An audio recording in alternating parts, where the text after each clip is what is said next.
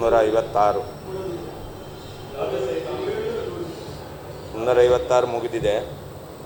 356 ಮುಗಿದಿದೆ ಎಂದು 357.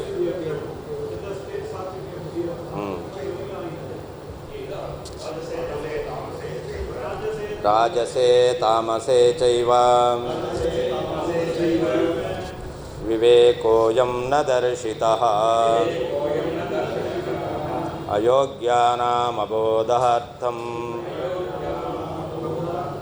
ತತಸ್ತತ್ರೈವ ತೇ ರತಾಃ ಏವಂ ಪುರಾಣಕರ್ತೃೈವ ಸ್ವಕೃತಗ್ರಂಥರಾಶಿಷು ಗ್ರಾಹ್ಯ ವಿಭಾಗೋಕ್ತೇಃ ನ ಸಂದೇಹೋ ವಿವೇಕಿನಾಂ. ಹಿಂದೆ ಯಾವ ಪುರಾಣಗಳನ್ನು ಗ್ರಹಣ ಮಾಡಬೇಕು, ಯಾವ ಪುರಾಣ ಗ್ರಹಗಳನ್ನು ಗ್ರಹಣ ಮಾಡಬಾರದು, ಅಂದರೆ ಸ್ವೀಕಾರ ಮಾಡಬೇಕು, ಸ್ವೀಕಾರ ಮಾಡಬಾರದು ಎಂಬತಕ್ಕಂಥ ವಿಭಾಗ ಅದು ಸಾತ್ವಿಕ ಪುರಾಣಗಳಲ್ಲಿಯೇ ಹೇಳಿದ್ದಾರೆ ಅಂತಂದರು. ಯಾಕೆ ಅಂತಂದರೆ ಯಾವಾಗಲೂ ಸಾತ್ವಿಕರು ಅವರು ತಮ್ಮ ಬುದ್ಧಿ ಶುದ್ಧವಾಗಬೇಕು ಅಂತ ಬಯಸ್ತಾರೆ. ಆದ್ದರಿಂದಾಗಿ ಯಾರು ಯಾವುದನ್ನು ಬಯಸ್ತಾರೋ ಅವರಿಗೆ ಆ ಆಹಾರ ಕೊಡಬೇಕು. ಸಾತ್ವಿಕರು ಸಾತ್ವಿಕ ಜ್ಞಾನವನ್ನೇ ಬಯಸುವವರು. ಅದಕ್ಕೋಸ್ಕರ ಈ ಪುರಾಣಗಳ ವಿಭಾಗಗಳ ವಿಚಾರ ಅದು ಸಾತ್ವಿಕ ಪುರಾಣಗಳಲ್ಲಿಯೇ ಹೇಳಿದ್ದಾರೆ ಅಂತ ಹಿಂದೆ ಹೇಳಿದರು. ಇವಾಗ ಹೇಳ್ತಾ ಇದ್ದಾರೆ ಸಾತ್ವಿಕ ಪುರಾಣಗಳಲ್ಲಿ ಹೇಳಿದ್ದು ಯಾಕೆ ಅಂತ ಹೇಳಿ ರಾಜಸ ತಾಮಸ ಪುರಾಣಗಳಲ್ಲಿ ವಿಭಾಗ ಹೇಳಲಿಲ್ಲ. ಯಾಕೆ ಹೇಳಲಿಲ್ಲ ಅನ್ನೋದಕ್ಕೂ ಕಾರಣವನ್ನು ಹೇಳ್ತಾ ಇದ್ದಾರೆ. ರಾಜಸೇ ತಾಮಸೇ ಚೈವ ಅಯಂ ವಿವೇಕಃ ನ ದರ್ಶಿತಃ. ಈ ವಿಭಾಗ ಅದನ್ನು ಸಾತ್ವಿಕ ರಾಜಸ ತಾಮಸ ಪುರಾಣಗಳಲ್ಲಿ ಹೇಳಲಿಲ್ಲ. ಯಾಕೆ ಅಂತಂದರೆ ಅಯೋಗ್ಯಾನಾಂ ಅಬೋಧಾರ್ಥಂ ಅಂತ. ಅಯೋಗ್ಯರಿಗೆ ಈ ವಿಭಾಗ ಇದೆ ಅಂತ ತಿಳಿಲೇಬಾರ್ದು. ಯಾಕೆ ಅಂತಂದರೆ ಅವರು ಈ ರಾಜಸ ತಾಮಸ ಪುರಾಣದಲ್ಲಿ ಹೇಳಿರುವ ವಿಷಯದಲ್ಲಿಯೇ ಅವರಿಗೆ ಆಸಕ್ತಿ ಇರಬೇಕು, ಪೂರ್ಣ ನಂಬಿಕೆ ಇರಬೇಕು. ಅದಕ್ಕೋಸ್ಕರ ಸಾತ್ವಿಕ ವಿಷಯವನ್ನು ಅಥವಾ ಸಾತ್ವಿಕ ರಾಜಸ ತಾಮಸ ಪುರಾಣಗಳ ವಿಭಾಗವನ್ನು ಸಾತ್ವಿಕ ಪುರಾಣದಲ್ಲಿ ಹೇಳಿದ್ದಾರೆ. ವಿಭಾಗ ಇದೆ ಎಂಬತಕ್ಕಂಥ ವಿಷಯವನ್ನು ರಾಜಸ ತಾಮಸ ಪುರಾಣಗಳಲ್ಲಿ ಹೇಳಲೇ ಇಲ್ಲ. ಯಾಕೆ ಅವರಿಗೆ ಆ ವಿಷಯ ಎಂಬತಕ್ಕಂಥದ್ದು ತಿಳಿಯಲೇಬಾರದು. ಅವರು ಸಾತ್ವಿಕ ರಾಜಸ ವಿಷಯದಲ್ಲಿಯೇ ರಾಜಸ ತಾಮಸ ವಿಷಯದಲ್ಲಿಯೇ ಅವರು ಪೂರ್ಣ ಆಸಕ್ತಿಯನ್ನು ಹೊಂದಿರಬೇಕು.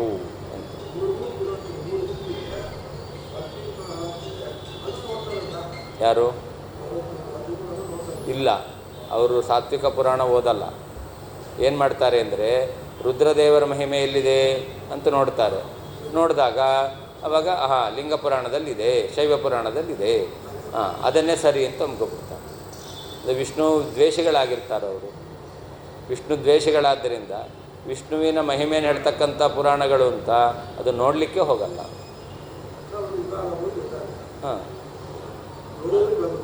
ಅದೇ ಸಾತ್ವಿಕರಿಗೆ ವಿಷ್ಣು ಪಾರಮ್ಯ ತಿಳಿದಿದೆ, ಉಳಿದ ದೇವತೆಗಳ ದ್ವೇಷ ಮಾಡಲ್ಲ ಅವರು. ಸಾತ್ವಿಕರು ಇತರ ದೇವತೆಗಳನ್ನು ದ್ವೇಷ ಮಾಡಲ್ಲ. ಈ ರಾಜಸರು ಮತ್ತು ತಾಮಸರಿದ್ದಾರಲ್ಲ, ತಾವು ನಂಬಿದ ದೇವತೆಗಳನ್ನು ಅವರು ಪ್ರೀತಿ ಮಾಡಲಿ, ಭಕ್ತಿ ಮಾಡಲಿ, ಆದರೆ ಇತರ ದೇವತೆಗಳನ್ನು ಅವರು ತುಂಬ ಖಂಡನೆ ಮಾಡ್ತಾರೆ.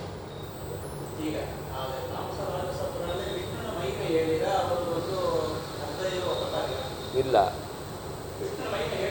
ಹೇಳಿದ್ದಾರೆ, ಎಲ್ಲೋ ಸ್ವಲ್ಪ ಸ್ವಲ್ಪ ಮಾತ್ರ ಹೇಳಿದ್ದಾರೆ, ಸುಮ್ಮನೆ ಹೇಳಿದ್ದಾರೆ ಅಷ್ಟೇ ಅಂತ. ಯಾಕೆಂದರೆ ಪರಸ್ಪರ ವಿರೋಧ ಬರುತ್ತಲ್ಲ. ಶಿವನ ಮಹಿಮೆ ಜಾಸ್ತಿ ಹೇಳಿದ್ದು, ವಿಷ್ಣುವಿನ ಮಹಿಮೆ ಚೂರೇ ಹೇಳಿರೋದು, ಅಂದರೆ ಶಿವನ ಮಹಿಮೆಯನ್ನು ಒಪ್ಪಬೇಕು ಅಂತ ಅಂದ್ಕೊಳ್ತಾರೆ. ವಾಲ್ಯೂಮ್ ಬೇಕಾದ್ರೆ ಕೊಡಬೇಕಂತ ಕೇಳಿಸಲ್ವೇನೋ.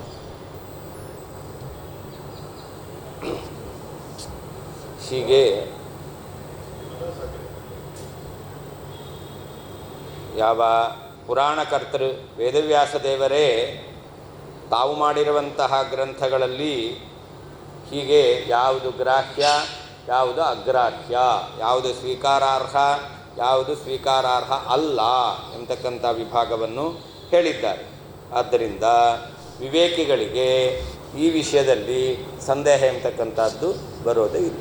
ಯಾರು ಬುದ್ಧಿಶುದ್ಧಿಯನ್ನು ಹೊಂದಿದ್ದಾರೋ ಅಂತಹ ವ್ಯಕ್ತಿಗಳಿಗೆ ಈ ಸಂದೇಹ ಎಂಬತಕ್ಕಂಥದ್ದು ಬರೋದೇ ಇಲ್ಲ.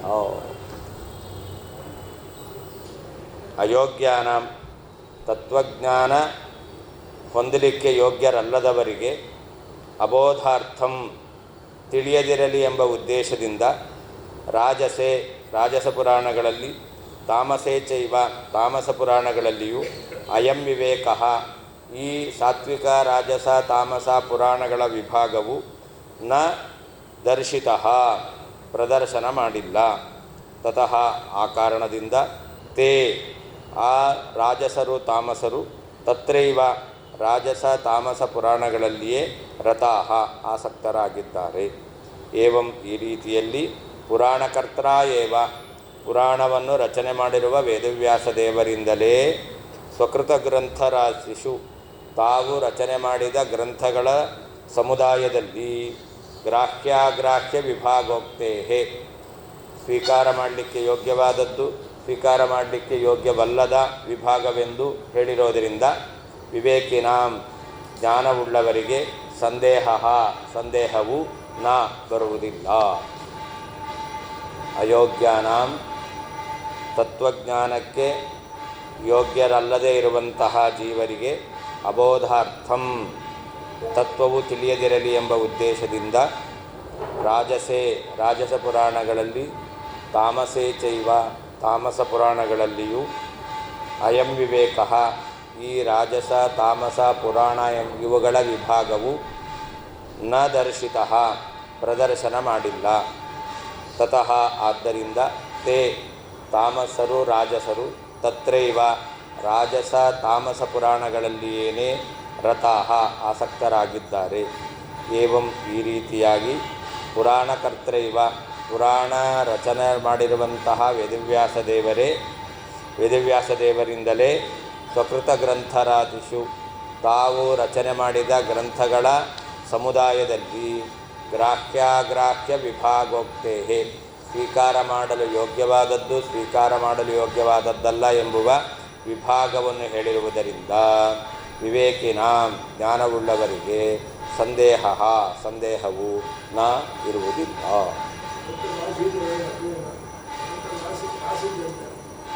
ಗ್ರಂಥರಾಶಿ 18 ಪುರಾಣ.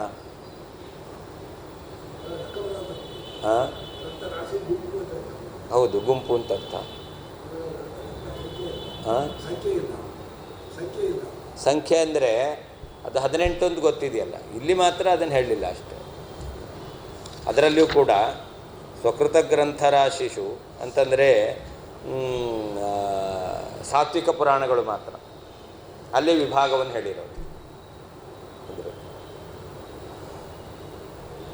ಅಬೋಧಾರ್ಥಂ ಅದಕ್ಕೆ ಅರ್ಥ ಬರೀತಾರೆ, ಉಕ್ತ ತ್ರೈವಿಧ್ಯ ಅಜ್ಞಾಪನಾರ್ಥಂ 3 ವಿಧವಾದ ವಿಭಾಗ ಇದೆ ಎಂತಕ್ಕಂತಹ ಜ್ಞಾನವೇ ಅವರಿಗೆ ಬರಬಾರದು. ಅದಕ್ಕೋಸ್ಕರ ರಾಜಸ ತಾಮಸ ಪುರಾಣದಲ್ಲಿ ಹೇಳಿದ್ದ. ತತಃ ತಾಮತಸ್ವಾದಿ ಅಜ್ಞಾನಾತ್ ಅವರಿಗೆ ತಾಮಸತ್ವ ರಾಜಸತ್ವ ಸಾತ್ವಿಕತ್ವ ಇವುಗಳ ಜ್ಞಾನವೇ ಬರೋದಿಲ್ಲ. ಆದ್ದರಿಂದ ಅವರು ತತ್ರೈವ ರತಾಃ ಆಯಾ ಪುರಾಣಗಳಲ್ಲಿ ರಾಜಸ ತಾಮಸ ಪುರಾಣದಲ್ಲಿ ಆಸಕ್ತರಾಗಿರ್ತಾರೆ. ಅದಕ್ಕೆ ತತ್ರೈವ ಅಂದರೆ ಏನರ್ಥ? ತಾಮಸ ರಾಜಸ ಪುರಾಣೇಶು ಏವ, ತಾಮಸ ರಾಜಸ ಪುರಾಣಗಳಲ್ಲಿಯೇ ಅವರು ಆಸಕ್ತರಾಗಿರ್ತಾರೆ.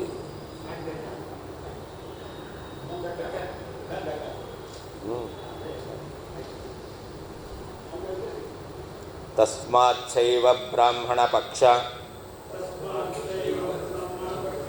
ಪುರಾಣವಚನಾಶ್ರಯಾತ್ ನ ತತ್ವಪ್ರಚ್ಯುತಿಃ ಕಾರ್ಯವಿವೇಕಿನಾಂ. ಏನು ಮಾಡಬೇಕು ಏನು ಮಾಡಬಾರ್ದು, ಯಾವುದನ್ನು ತಿಳ್ಕೊಳ್ಬೇಕು ಯಾವುದನ್ನು ತಿಳ್ಕೊಳ್ಬಾರ್ದು ಎಂಬತಕ್ಕಂಥ ಜ್ಞಾನ ಉಳ್ಳವನೇ ವಿವೇಕಿ. ವಿವೇಕ ಉಳ್ಳವನು. ವಿವೇಕ ಅಂದ್ರೇನು? ಭೇದ ಅಂದರೆ ಯಾವುದನ್ನು ಸ್ವೀಕಾರ ಮಾಡಬೇಕು, ಯಾವುದನ್ನು ಸ್ವೀಕಾರ ಮಾಡಬಾರ್ದು, ಯಾವುದನ್ನು ತಿಳ್ಕೊಳ್ಬೇಕು, ಯಾವುದನ್ನು ತಿಳ್ಕೊಳ್ಬಾರ್ದು ಎಂತಕ್ಕಂತಹ ಈ ಭೇದ ಜ್ಞಾನ ಯಾರಿಗಿದೆಯೋ, ಯಾವುದನ್ನು ತಿನ್ನಬೇಕು, ಯಾವುದನ್ನು ತಿನ್ನಬಾರ್ದು, ಯಾವುದನ್ನು ಕುಡಿಬೇಕು, ಯಾವುದನ್ನು ಕುಡಿಬಾರ್ದು, ಈ ವಿವೇಕ ಅದು ಕೂಡ ಭೇದ ಜ್ಞಾನ. ಎಲ್ಲವೂ ತಿನ್ನಲಿಕ್ಕೆ ಯೋಗ್ಯವಾಗಿದೆ, ಬಾಯಿಯೊಳಗೆ ಹೋಗುತ್ತೆ, ಹೊಟ್ಟೆ ಒಳಗೆ ಹೋಗುತ್ತೆ ಅಂದ್ಕೊಂಡ್ರೆ ಆವಾಗ ವಿವೇಕ ಇಲ್ಲ ಅಂತ ಅರ್ಥ. ನಾವು ಹೇಳ್ತೇವೆ ತಾನೆ, ಸ್ವಲ್ಪ ವಿವೇಕ ಇಲ್ವಾ ಅಂತ, ಏನು ಮಾಡಬೇಕು ಏನು ಮಾಡಬಾರ್ದು ಅಂತ ವಿವೇಕ ಇಲ್ವಾ ಅಂತ ಹೇಳ್ತಾರೆ, ಸೇರಿಸ್ಕೊಂಡೇ ಹೇಳ್ತೇವೆ ನಾವು. ಏನು ತಿನ್ನಬೇಕು ಏನು ತಿನ್ನಬಾರ್ದು ಅಂತ ವಿವೇಕ ಇಲ್ವಾ? ಶುಗರ್ ಇದ್ದವರಿಗೆ ತುಂಬ ಸ್ವೀಟ್ ತಿಂದರೆ ಅವಾಗ ಕೇಳ್ತೇವೆ ವಿವೇಕ ಇಲ್ವಾ ಅಂತ. ಅಂದ್ರೇನರ್ಥ? ಯಾವುದು ಗ್ರಾಹ್ಯ ಯಾವುದು ಅಗ್ರಾಹ್ಯ ಎಂತಕ್ಕಂಥ ಭೇದ ಜ್ಞಾನ ಇಂದ ಯಾರು ಕಾರ್ಯಕಾರ್ಯ ಯಾವುದನ್ನು ಮಾಡಬೇಕು ಯಾವುದನ್ನು ಮಾಡಬಾರ್ದು ಎಂತಕ್ಕಂತಹ ಜ್ಞಾನವನ್ನು ಹೊಂದಿದ್ದಾನೋ ಅಂತಹ ವ್ಯಕ್ತಿಗಳು ಶೈವ ಬ್ರಾಹ್ಮಣ ಪಕ್ಷ ಪುರಾಣ ವಚನಾಶ್ರಯ ಅಂತ. ಶೈವ ಮತ್ತು ಬ್ರಾಹ್ಮಣ ಅಂದರೆ ರುದ್ರಾದಿ ದೇವತೆಗಳನ್ನು ಸರ್ವೋತ್ತಮರು ಅಂತ ಹೇಳ್ತಕ್ಕಂಥದ್ದು, ಬ್ರಹ್ಮಾದಿ ದೇವತೆಗಳನ್ನು ಸರ್ವೋತ್ತಮರು ಅಂತ ಹೇಳ್ತಕ್ಕಂತಹ ಯಾವ್ಯಾವ ಪುರಾಣ ವಾಕ್ಯಗಳಿದೆಯಲ್ಲ ಇದನ್ನು ಇಟ್ಕೊಂಡ್ಬಿಟ್ಟು ವಿಷ್ಣು ಸರ್ವೋತ್ತಮ ಅಂತ ಒಪ್ಲಿಕ್ಕೆ ಬರಲ್ಲ.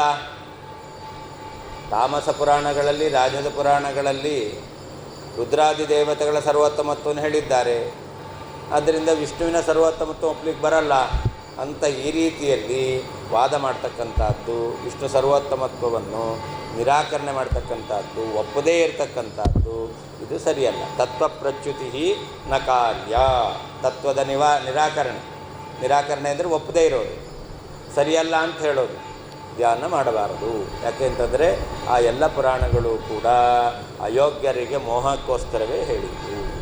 ಅದನ್ನು ತತ್ವ ಅಂತ ಇಟ್ಕೊಂಡ್ಬಿಟ್ಟು ಯಾವುದು ತತ್ವವೋ ಅದನ್ನು ನಿರಾಕರಣೆ ಮಾಡಬಾರದು. ತಸ್ಮಾತ್ ಆದ್ದರಿಂದ ಶೈವ ಬ್ರಾಹ್ಮಣ ಪಕ್ಷ ಪುರಾಣ ವಚನಾಶ್ರಯಾತ್, ಶೈವ ಪುರಾಣ ಮತ್ತು ಬ್ರಾಹ್ಮಣ ಪುರಾಣಗಳ ವಚನವನ್ನು ಅವಲಂಬಿಸಿ ಕಾರ್ಯಕಾರ್ಯ ವಿವೇಕಿನ ಯಾವುದನ್ನು ಮಾಡಬೇಕು ಯಾವುದನ್ನು ಮಾಡಬಾರದು ಎಂಬತಕ್ಕಂತಹ ವಿವೇಕವನ್ನು ಹೊಂದಿರುವ ವ್ಯಕ್ತಿಯಿಂದ ತತ್ವಪ್ರಚ್ಯುತಿ ತತ್ವ ನಿರಾಕರಣೆಯು ನ ಕಾರ್ಯ ಮಾಡಲ್ಪಡ್ತಕ್ಕದ್ದಲ್ಲ. ತಸ್ಮಾತ್ ಆದ್ದರಿಂದ ಶೈವ ಬ್ರಾಹ್ಮಣ ಪಕ್ಷ ಪುರಾಣ ವಚನಾಶ್ರಯಾತ್, ಶೈವ ಮತ್ತು ಬ್ರಾಹ್ಮಣ ಪುರಾಣಗಳಲ್ಲಿ ಹೇಳಿರುವ ವಾಕ್ಯಗಳನ್ನು ಅವಲಂಬಿಸಿ ಕಾರ್ಯಕಾರ್ಯ ವಿವೇಕಿನ ಯಾವುದನ್ನು ಮಾಡಬೇಕು ಯಾವುದನ್ನು ಮಾಡಬಾರದು ಎಂಬತಕ್ಕಂತಹ ವಿವೇಕಿಯಾದವನಿಂದ ತತ್ವಪ್ರಚ್ಯುತಿ ತತ್ವ ನಿರಾಕರಣೆಯು ನ ಕಾರ್ಯ ಮಾಡಲ್ಪಡ್ತಕ್ಕದ್ದಲ್ಲ. ಅನೇನ ವಿಭಾಗ ಪ್ರದರ್ಶನೇನ ಪ್ರಯೋಜನಾಂತರಮಪಿ ಸಿದ್ಧಮಿತ್ಯಾಹ. ಸಾತ್ವಿಕ ರಾಜಸ ತಾಮಸ ಪುರಾಣ ವಿಭಾಗ ಇದೆ ಅಂತ ಹೇಳಿದ್ದರಿಂದ ಇನ್ನೊಂದು ಪ್ರಯೋಜನ ಯಾವುದದು ಅಂತಂದರೆ ತತ್ವವನ್ನು ತಿಳಿದವನು ತತ್ವಪ್ರಚ್ಯುತಿಯನ್ನು ಮಾಡಬಾರದು, ತತ್ವ ನಿರಾಕರಣೆ ಮಾಡಬಾರದು ಎಂಬತಕ್ಕಂತಹ ಇನ್ನೊಂದು ಪ್ರಯೋಜನವೂ ಕೂಡ ಸಿದ್ಧವಾಯಿತು ಅಂತ ಹೇಳ್ತಾ ಇದ್ದಾರೆ. ದ್ವಿತೀಯಾಭಿನಿವೇಶೇನ ಭಯಂ ಸ್ಯಾದಿತಿ ಯದ್ವಚಃ ತಚ್ಚಾತ್ಮದೇಹಗೇಹಾದಿ ದ್ವಯಶಬ್ದೇನ ಭಣ್ಯತೆ ತತ್ರಾಗ್ರಹಾತ್ ಭಯಂ ತೇ ಸ್ಯಾತ್ ತತೋ ಭಕ್ತ್ಯಾ ಭಜೇಶ್ವರಂ ಇತ್ಯಾಹನೋ ಚೇದ್ವಾಕ್ಯಸ್ಯ ಪೂರ್ವೋತ್ತರ ವಿರುದ್ಧತಾ. ಅಲ್ಲಿ ಭಯಂ ದ್ವಿತೀಯಾಭಿನಿವೇಶತ ಸ್ಯಾತ್ ಅಂತ ಭಾಗವತದ ವಾಕ್ಯ. ದ್ವಿತೀಯ ಅಭಿನಿವೇಶತಃ ಭಯಂ ಸ್ಯಾತ್ ಅಂತ. ಇದಕ್ಕೆ ಮಾಯಾವಾದಿಗಳ ಅರ್ಥ ಏನು ಹೇಳ್ತಾರೆ ಅಂತಂದರೆ, ಒಂದು ವೇಳೆ ಭೇದವನ್ನು ಒಪ್ಪಿದರೆ, ಪರಮಾತ್ಮನಿಗಿಂತ ಬೇರೆಯಾದ ಜಗತ್ತನ್ನು ಸತ್ಯ ಅಂತ ಒಪ್ಪಿದರೆ ಅವಾಗ ದ್ವಿತೀಯ ಅಭಿನಿವೇಶತಃ, ದ್ವಿತೀಯ ಅಂದರೆ ವಸ್ತು ಎರಡನೇದು ಅಥವಾ ಭೇದ, ಪರಮಾತ್ಮನಿಗಿಂತ ಬೇರೆಯಾದ ಪ್ರಪಂಚ ಅದು ದ್ವಿತೀಯ, ಅಥವಾ ಪ್ರಪಂಚಕ್ಕೂ ಪರಮಾತ್ಮನಿಗೂ ಸತ್ಯಭೇದ ಇದು ದ್ವಿತೀಯ. ಇದರಲ್ಲಿ ಅಭಿನಿವೇಶ ನಿಮಗೆ ಪೂರ್ಣ ಆಗ್ರಹ ಇದೆ ಅಂತಾದರೆ ಆವಾಗ ಭಯಂ ಸ್ಯಾತ್, ಪುನಃ ಪುನಃ ಸಂಸಾರ ಭಯ ಬರುತ್ತೆ. ಸಂಸಾರದಿಂದ ಬಿಡುಗಡೆ ಹೊಂದಬೇಕು ಅಂತಂದರೆ ಏಕಮೇವ ಅದ್ವಿತೀಯಂ ಬ್ರಹ್ಮ, ಜೀವಬ್ರಹ್ಮರಿಗೆ ಭೇದ ಇಲ್ಲ, ಜಗತ್ತು ಮಿಥ್ಯಾ ಅಂತ ತಿಳಿಯಬೇಕು ಅಂತ ಅವರ ಅರ್ಥ ಹೇಳ್ತಾರೆ. ಆದರೆ ಈಗ ನಾವು ಹೇಳಿದ ರೀತಿಯಲ್ಲಿ, ಯಾಕೆ ಸಾತ್ವಿಕ ಪುರಾಣಗಳಲ್ಲಿ ಜೀವಬ್ರಹ್ಮರ ಭೇದವನ್ನೇ ಹೇಳಿದ್ದಾರೆ, ರಾಜಸ ಪುರಾಣಗಳಲ್ಲಿ ತಾಮಸ ಪುರಾಣಗಳಲ್ಲಿ ವ್ಯತಿರಿಕ್ತವಾಗಿ ಹೇಳಿರಬಹುದು. ಆದರೆ ಪುರಾಣಕರ್ತೃಗಳಾದ ವೇದವ್ಯಾಸದೇವರ ಅಭಿಪ್ರಾಯ ಸಾತ್ವಿಕ ಪುರಾಣಗಳಲ್ಲಿ ಹೇಳಿದ ವಿಷಯವೇ ತತ್ವ, ರಾಜಸ ತಾಮಸ ಪುರಾಣಗಳಲ್ಲಿ ಹೇಳಿರ್ತಕ್ಕಂಥದ್ದು ಮೋಹಕ್ಕೋಸ್ಕರ, ಅದು ತತ್ವ ಅಲ್ಲ ಅಂತ. ಆದ್ದರಿಂದ ಭಯಂ ದ್ವಿತೀಯಾಭಿನಿವೇಶತ ಸ್ಯಾತ್ ಅಂತ ಭಾಗವತ ವಾಕ್ಯ ಇದೆ. ಇಲ್ಲಿ ದ್ವಿತೀಯಾಭಿನಿವೇಶತಃ ಅಂದರೆ ಏನರ್ಥ? ಈ ಜೀವಬ್ರಹ್ಮರಿಗೆ ಭೇದವನ್ನು ತಿಳಿದರೆ ಭೇದದಲ್ಲಿ ಆಗ್ರಹ ಇದ್ದರೆ ಅಂತ ಅರ್ಥ ಅಲ್ಲ, ಅಥವಾ ಜಗತ್ತು ಸತ್ಯ ಅಂತ ಪರಮಾತ್ಮನಿಗಿಂತ ಬೇರೆಯಾಗಿ ತಿಳಿದರೆ ಅಂತ ಅರ್ಥ ಅಲ್ಲ. ದ್ವಿತೀಯ ಅಂತಂದರೆ ತನಗಿಂತ ಬೇರೆಯಾದ ಹೆಂಡತಿ, ಮಕ್ಕಳು, ಮನೆ, ಆಸ್ತಿ, ಮಠ, ದುಡ್ಡು ಇವುಗಳಲ್ಲಿ ನಿನಗೆ ತುಂಬ ಆಗ್ರಹ ಇದೆ ಅಂತಾದರೆ ಇದೇ ಸತ್ಯ, ಇವುಗಳೇ ನಮ್ಮ ಸುಖಕ್ಕೆ ಕಾರಣ, ಇದು ಬಿಟ್ಟರೆ ಬೇರೆ ಏನೂ ಇಲ್ಲ, ಇರೋ ಅಷ್ಟು ದಿವಸ ಚೆನ್ನಾಗಿ ನಾವು ಸಂಪಾದನೆ ಮಾಡಿಕೊಂಡು ಸುಖವಾಗಿರಬೇಕು, ಸತ್ತ ಮೇಲೆ ಏನೂ ಇಲ್ಲ ಅಂತ ಈ ರೀತಿಯಲ್ಲಿ ಯಾರಿಗೆ ಆಗ್ರಹ ಇದೆಯೋ ಅಂಥವರಿಗೆ ಭಯಂ ಸ್ಯಾತ್. ಅಂಥವರು ಪುನಃ ಪುನಃ ಸಂಸಾರದಲ್ಲಿ ಹುಟ್ಟಿ ದುಃಖವನ್ನು ಅನುಭವಿಸುವಂತಹ ಭಯ ಬರುತ್ತೆ ಅಂತ ಅರ್ಥ. ಹೊರತು ಏನರ್ಥ ಅಲ್ಲ, ಭೇದವನ್ನು ಒಪ್ಪಿದರೆ ಭಯ ಬರುತ್ತೆ ಅಂತ ಅರ್ಥ ಅಲ್ಲ. ಅದನ್ನು ಹೇಳ್ತಾ ಇದ್ದಾರೆ, ದ್ವಿತೀಯ ಅಭಿನಿವೇಶೇನ ಭಯಂ ಸ್ಯಾದಿತಿ ಯದ್ವಚಃ. ಭಾಗವತದಲ್ಲಿ ವಾಕ್ಯ ಇದೆ, ಭಯಂ ದ್ವಿತೀಯಾಭಿನಿವೇಶತ ಸ್ಯಾತ್ ಅಂತ. ಅದಕ್ಕೇನರ್ಥ? ದ್ವಿತೀಯ ಅಂದರೆ ದ್ವಯ, ಎರಡು ಸಮಾನಾರ್ಥಕ. ಎರಡನೇದು ಅಂತ, ಎರಡನೇದು ಯಾವುದು? ತಚ್ಚ ಆತ್ಮಗೇಹ ದೇಹ ಗೇಹಾದಿ, ತನ್ನ ಶರೀರ, ಆತ್ಮದೇಹ, ತನ್ನ ದೇಹ, ತನ್ನ ಶರೀರ, ತನ್ನ ಮನೆ, ತನ್ನ ಮಡದಿ, ತನ್ನ ಮಕ್ಕಳು, ತನ್ನ ಸಂಪತ್ತು, ಇದೆಲ್ಲವೂ ಕೂಡ ಅದನ್ನು ಇಲ್ಲಿ ದ್ವಿತೀಯ ಎಂಬುದಾಗಿ ಹೇಳ್ತಾ ಇದ್ದಾರೆ. ದ್ವಯ ಶಬ್ದೇನ ಬಣ್ಯತೆ, ಅದನ್ನು ದ್ವಿತೀಯ ಶಬ್ದದಿಂದ ಹೇಳ್ತಾ ಇದ್ದಾರೆ. ಅದರಿಂದ ಏನಾಗುತ್ತೆ? ತತ್ರ ಆಗ್ರಹಾತ್ತೇ ಭಯಂ ಸ್ಯಾತ್. ಅವುಗಳಲ್ಲಿಯೇ ಯಾರಿಗೆ ಪೂರ್ಣವಾಗಿರ್ತಕ್ಕಂತಹ ಅಭಿಮಾನ ಎಂಬತಕ್ಕಂಥದ್ದಿದೆಯೋ ಅಂಥವರಿಗೆ ಸಂಸಾರದ ಭಯ ಎಂಬತಕ್ಕಂಥದ್ದು ಆಗುತ್ತೆ. ಅದರಿಂದ ಏನು ಮಾಡಬೇಕು? ತತಃ ಈಶ್ವರಂ ಭಕ್ತಿಯ ಭಜ. ಅಲ್ಲಿ ವಾಕ್ಯ ಇದೆ, ಏನಂತ? ಭಕ್ತ್ಯೇಕ ಯೇಷಂ ಗುರುದೇವತಾತ್ಮ ಯನ್ಮಾಯಯಾತೋ ಬುಧ ಆಭಜೆತ್ತಂ ಭಕ್ತೇಕ ಯೇಷಂ ಗುರುದೇವತಾತ್ಮ ಅಂತಿದೆ ಅಲ್ಲಿ. ಏಕಾದಶಿ ಸ್ಕಂದದಲ್ಲಿ ಅಲ್ಲಿ ಆಭಜೇತ್, ನೀನು ಪರಮಾತ್ಮನ ಭಜನೆಯನ್ನು ಮಾಡು, ಸೇವೆಯನ್ನು ಮಾಡು, ಭಕ್ತಿಯ ಮಾಡು. ಸಂಸಾರ ಅವನಿಗೆ ಬರೋದು ಹೇಗೆ ಅಂತಂದರೆ ಮನೆ, ಮಠ ಇವುಗಳಲ್ಲಿ ಅಭಿಮಾನ ಇದೆ ಅಂತ. ಅದರಿಂದ ಅದನ್ನು ಬಿಟ್ಟು ನೀನು ಭಕ್ತಿಯಿಂದ ಪರಮಾತ್ಮನನ್ನು ಭಜಿಸು ಎಂಬುದಾಗಿ ಹೇಳಿದ್ದಾರೆ. ಇಲ್ಲ ಅಂತಾದರೆ ಇತ್ಯಾಹ ನೋಚೇತ್, ಒಂದು ವೇಳೆ ನೀವು ಹೇಳುವ ರೀತಿಯಲ್ಲಿ ದೇವರನ್ನು ಬಿಟ್ಟು ಉಳಿದಿದ್ದೆಲ್ಲವೂ ಕೂಡ ಮಿಥ್ಯಾ, ಜೀವೇಶ್ವರ ಭೇದ ಮಿಥ್ಯಾ, ಜಗತ್ತು ಮಿಥ್ಯಾ ಅಂತ ಹೇಳೋದು ಅಂತಾದರೆ ಆವಾಗ ಪೂರ್ವೋತ್ತರ ವಿರುದ್ಧತೆ, ಹಿಂದೆ ಹೇಳಿದ್ದಕ್ಕೂ ಮುಂದೆ ಹೇಳೋದಕ್ಕೂ ವಿರೋಧ ಬರುತ್ತೆ. ಯಾಕೆ ಅಂತಂದರೆ ಹಿಂದೆ ಹೇಳಿದ್ದೇನು? ಭಯಂ ದ್ವಿತೀಯಾಭಿನಿವೇಶತಃ, ಪರಮಾತ್ಮನಿಗಿಂತ ಬೇರೆಯಾದದ್ದು ಯಾವುದೇ ಇದೆ ಅಂತ ಒಪ್ಪಿದ್ರೂ ಕೂಡ ಅದರಿಂದ ಭಯ ಬರುತ್ತೆ, ಸಂಸಾರ ಪುನಃ ಬರುತ್ತೆ ಅಂತ. ಹಾಗಾದರೆ ಕೊನೆಗೇನು ಹೇಳಿದರು? ಭಜ ಈಶ್ವರಂ ಅಂತ, ಈಶ್ವರನ ಸೇವೆ ಮಾಡು ಅಂತ. ಈಶ್ವರನ ಭಜನೆ ಅದು ಈಶ್ವರಿಗಿಂತ ಬೇರೆನೋ ಈಶ್ವರನೇನೋ? ಈಶ್ವರನ ಭಜನೆ ಈಶ್ವರನಿಗಿಂತ ಬೇರೆನೋ ಈಶ್ವರನೇನೋ? ಈಶ್ವರನ ಭಜನೆ ಈಶ್ವರ ಅಲ್ಲ, ಈಶ್ವರನಿಗಿಂತ ಬೇರೆ. ಹಾಗಾದರೆ ಮೊದಲು ಎರಡನೇದಿದೆ ಅಂತ ಒಪ್ಪಿದ್ರೆ ಭಯ ಬರುತ್ತೆ ಅಂತ ಹೇಳೋದು, ಆಮೇಲೆ ಎರಡನೇದನ್ನೇ ಮಾಡು ಅಂತ ಹೇಳೋದು. ಭಗವಂತನ ಭಜನೆಯನ್ನು ಮಾಡು ಅಂತ ಹೇಳಿದರೆ ಆ ಭಜನೆ ಭಗವಂತನಿಗಿಂತ ಬೇರೆಯಾದ ದ್ವಿತೀಯ, ಅದನ್ನು ಮಾಡಬೇಕು ಅಂತ ಹೇಳಿದ್ರಿಂದ ಪೂರ್ವಾಪರ ವಿರೋಧ ಇರ್ತಕ್ಕಂಥದ್ದು ಬರುತ್ತೆ.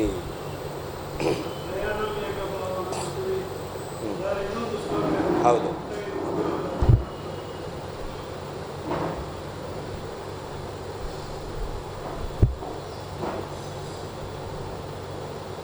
ತ್ರಯಾಣಾಂ ಏಕಭಾವಾನಾಂ ಅನ್ನೋದಕ್ಕೆ ಹಿಂದಿನ ಶ್ಲೋಕದಲ್ಲಿ ಅದು ಉಪಸಂಹಾರ ಆಯಿತು. ಇವಾಗ ಭಯಂ ದ್ವಿತೀಯಾಭಿನಿವೇಶತ ಸ್ಯಾತ್ ಈಶಾದಪೇತಸ್ಯ ವಿಪರ್ಯಯೋಸ್ಮೃತಿ ಯನ್ಮಾಯಯಾತೋ ಬುಧಾಭಜೇತ್ತಂ ಭಕ್ತೇಕಯೇಶಂ ಗುರುದೇವತಾತ್ಮ ಎಂತಕ್ಕಂತಹ ಇಲ್ಲಿ ಸ್ಪಷ್ಟವಾಗಿ ಹೇಳಿದ್ದಾರೆ. ಏನಂತ? ದ್ವಿತೀಯಾಭಿನಿವೇಶದಿಂದ ಭಯ ಆಗುತ್ತೆ. ದ್ವಿತೀಯಾಭಿನಿವೇಶ ಅಂತಂದರೆ ಎರಡನೇನು ತಿಳಿಯೋದು ಅಂತ ಅರ್ಥ. ಎರಡನೇದರಲ್ಲಿ ಅಭಿಮಾನ. ಎರಡನೇದು ಯಾವುದು? ದೇವರಿಗಿಂತ ಬೇರೆ, ಬ್ರಹ್ಮನಿಗಿಂತ ಬೇರೆ. ಅದು ಇದನ್ನು ತಿಳಿತೇವೆ ಅಂತಂದರೆ ಭಯ ಇದೆ ಅಂತ ಹೇಳಿದ್ದಾರೆ. ಆದ್ದರಿಂದ ಭೇದವನ್ನು ತಿಳಿಯಬಾರದು ಅಂತ ಅವರು ಅರ್ಥ ಮಾಡ್ತಾರೆ, ಅದನ್ನು ನಿರಾಕರಣೆ ಮಾಡ್ತಾ ಇದ್ದಾರೆ. ದ್ವಿತೀಯಾಭಿನಿವೇಶೇನ ಭಯಂ ಸ್ಯಾದಿತಿ ಭಾಗವತದಲ್ಲಿರ್ತಕ್ಕಂತಹ ಭಯಂ ದ್ವಿತೀಯಾಭಿನಿವೇಶತ ಸ್ಯಾತ್ ಅಂತ ಅದರ ಅನುವಾದ ಮಾಡಿರೋದು ದ್ವಿತೀಯಾಭಿನಿವೇಶೇನ ಭಯಂ ಸ್ಯಾತ್ ಅಂತ. ಎರಡನೇ ವಸ್ತುವಿನಿಂದ ಭಯ ಎಂಬತಕ್ಕಂಥದ್ದು ಆಗುತ್ತೆ.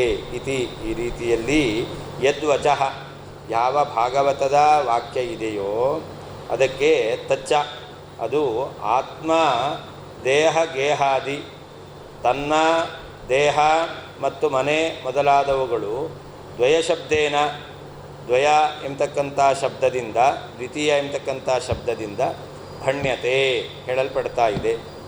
ತತ್ರ ಈ ತನಗಿಂತ ಬೇರೆಯಾದ ದೇಹ ಮನೆ ಮೊದಲಾದವುಗಳಲ್ಲಿ ಆಗ್ರಹಾತ್ ಗಾಢವಾದ ಅಭಿಮಾನದಿಂದ ತೇ ನಿನಗೆ ಭಯಂ ಸಂಸಾರ ಭಯವು ಸ್ಯಾತ್ ಆಗುತ್ತದೆ. ತತಃ ಆದ್ದರಿಂದ ಭಕ್ತಿಯಿಂದ ಈಶ್ವರಂ ಪರಮಾತ್ಮನನ್ನು ಭಜಿಸು ಇತಿ ಈ ರೀತಿಯಲ್ಲಿ ಆಹಾ ಹೇಳ್ತಾ ಇದೆ. ನೋಚೇತ್ ದ್ವಿತೀಯ ಶಬ್ದಕ್ಕೆ ನೀವು ತನ್ನ ದೇಹ ತನ್ನ ಮನೆ ಈ ಅರ್ಥವನ್ನು ಹೇಳಲಿಲ್ಲ ಅಂತಾದರೆ ಆಗ ವಾಕ್ಯಸ್ಯ ಅಂತ ಭಯಂ ದ್ವಿತೀಯಾಭಿನಿವೇಶತ ಸ್ಯಾತ್ ಎಂತಕ್ಕಂಥ ವಾಕ್ಯಕ್ಕೆ ಪೂರ್ವೋತ್ತರ ವಿರುದ್ಧತಾ. ಮೊದಲು ಹೇಳಿದ್ದು ಉತ್ತರದಲ್ಲಿ ಹೇಳ್ತಾರೆ, ಪೂರ್ವಾರ್ಧದಲ್ಲಿ ಹೇಳಿದ್ದು ಉತ್ತರಾರ್ಧದಲ್ಲಿ ಹೇಳಿದ್ದು, ಇವುಗಳಿಗೆ ವಿರೋಧ ಬರುತ್ತೆ. ಯಾಕೆ? ಎರಡನೇದು ಇಲ್ಲ ಅಂತ ಪೂರ್ವಾರ್ಧದಲ್ಲಿ ಹೇಳಿದ್ದು, ಎರಡನೇದಾದ ಈಶ್ವರ ಭಜನೆ ಮಾಡು ಅಂತ ಉತ್ತರಾರ್ಧದಲ್ಲಿ ಹೇಳಿದ್ದು, ಇದರಿಂದ ವಿರೋಧ ಬರುತ್ತೆ. ದ್ವಿತೀಯಾಭಿನಿವೇಶೇನ ಭಯಂ ಸ್ಯಾತ್ ಇತಿ ಭಯಂ ದ್ವಿತೀಯಾಭಿನಿವೇಶತ ಸ್ಯಾತ್ ಎಂತಕ್ಕಂತಹ ಯಾವ ವಚಃ ಭಾಗವತದ ಮಾತು ತಚ್ಚ ಅದು ಆತ್ಮದೇಹ ಗೇಹಾದಿ ಜೀವನ ದೇಹ ಮತ್ತು ಮನೆ ಮೊದಲಾದವುಗಳು ದ್ವಯಶಬ್ದೇನ ದ್ವಿತೀಯ ಶಬ್ದದಿಂದ ಭಣ್ಯತೆ ಹೇಳಲ್ಪಡ್ತಾ ಇದೆ. ತತ್ರ ಜೀವನಿಗಿಂತ ಬೇರೆಯಾದ ದೇಹ ಮನೆ ಮೊದಲಾದವುಗಳಲ್ಲಿ ಆಗ್ರಹಾತ್ ಗಾಢವಾದ ಅಭಿಮಾನದಿಂದ ತೇ ನಿನಗೆ ಭಯಂ ಸಂಸಾರ ಭಯವು ಸ್ಯಾತ್ ಆಗುತ್ತದೆ. ತತಃ ಈ ಸಂಸಾರದ ಭಯವನ್ನು ಕಳ್ಕೊಳ್ಳಿಕ್ಕೋಸ್ಕರ ಈಶ್ವರಂ ಸರ್ವಸಮರ್ಥನಾದ ಪರಮಾತ್ಮನನ್ನು ಭಕ್ತಿಯಿಂದ ಭಜ ಆರಾಧನೆ ಮಾಡು ಇತಿ ಈ ರೀತಿಯಲ್ಲಿ ಆಹಾ ಭಾಗವತ ವಾಕ್ಯವು ಹೇಳುತ್ತಾ ಇದೆ. ನೋಚೇತ್ ಈ ರೀತಿಯಲ್ಲಿ ಅರ್ಥ ಮಾಡಲಿಲ್ಲ. ದ್ವಿತೀಯ ಶಬ್ದಕ್ಕೆ ಆ ಜೀವನಿಗೆ ಸಂಬಂಧಪಟ್ಟ ದೇಹ ಮನೆ ಮೊದಲಾದವುಗಳನ್ನು ಅರ್ಥ ಮಾಡದೇನೆ ಭೇದ ಅಥವಾ ಪರಮಾತ್ಮರಿಗಿಂತ ಬೇರೆಯಾದ ಜಗತ್ತು ಅಂತ ಅರ್ಥವನ್ನು ಮಾಡಿದರೆ ಅವಾಗ ಪೂರ್ವಾಪರ ವಿರುದ್ಧತಾ. ಪೂರ್ವಾರ್ಧದಲ್ಲಿ ಹೇಳಿರುವಂತಹ ದ್ವಿತೀಯ ಶಬ್ದದಿಂದ ಜಗತ್ತು ಸುಳ್ಳು ಅಂತ ಹೇಳಿದ್ದು, ಆದರೆ ಉತ್ತರಾರ್ಧದಲ್ಲಿ ಈಶ್ವರನನ್ನು ಭಜ ಅಂತ ಹೇಳಿರೋದು. ಆ ಈಶ್ವರ ಭಜನೆ ಎಂತಕ್ಕಂಥದ್ದು ಈಶ್ವರನಿಗಿಂತ ಬೇರೆಯಾದದ್ದು, ಅದರಿಂದ ಬೇರೆಯಾದದ್ದು ಇಲ್ಲ ಅಂಥೇಳಿ ಪುನಃ ಭಜನೆ ಮಾಡುವಂಥ ಈಶ್ವರನಿಗಿಂತ ಬೇರೆಯಾದದ್ದನ್ನು ಹೇಳಿದ್ರೆ ಆವಾಗ ಒಪ್ಪಿದರೆ ಆವಾಗ ಪೂರ್ವಾಪರ ವಿರೋಧ ಬರುತ್ತೆ.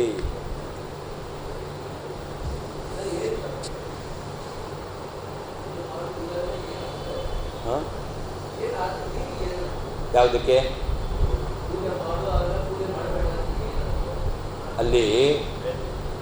ಹಿಂದೆ ಮೊದಲನೇ ಭಾಗದಲ್ಲಿ ದ್ವಿತೀಯಾಭಿನಿವೇಶತಃ ಭಯಂ ಸ್ಯಾತ್ ಅಂತಿದೆ.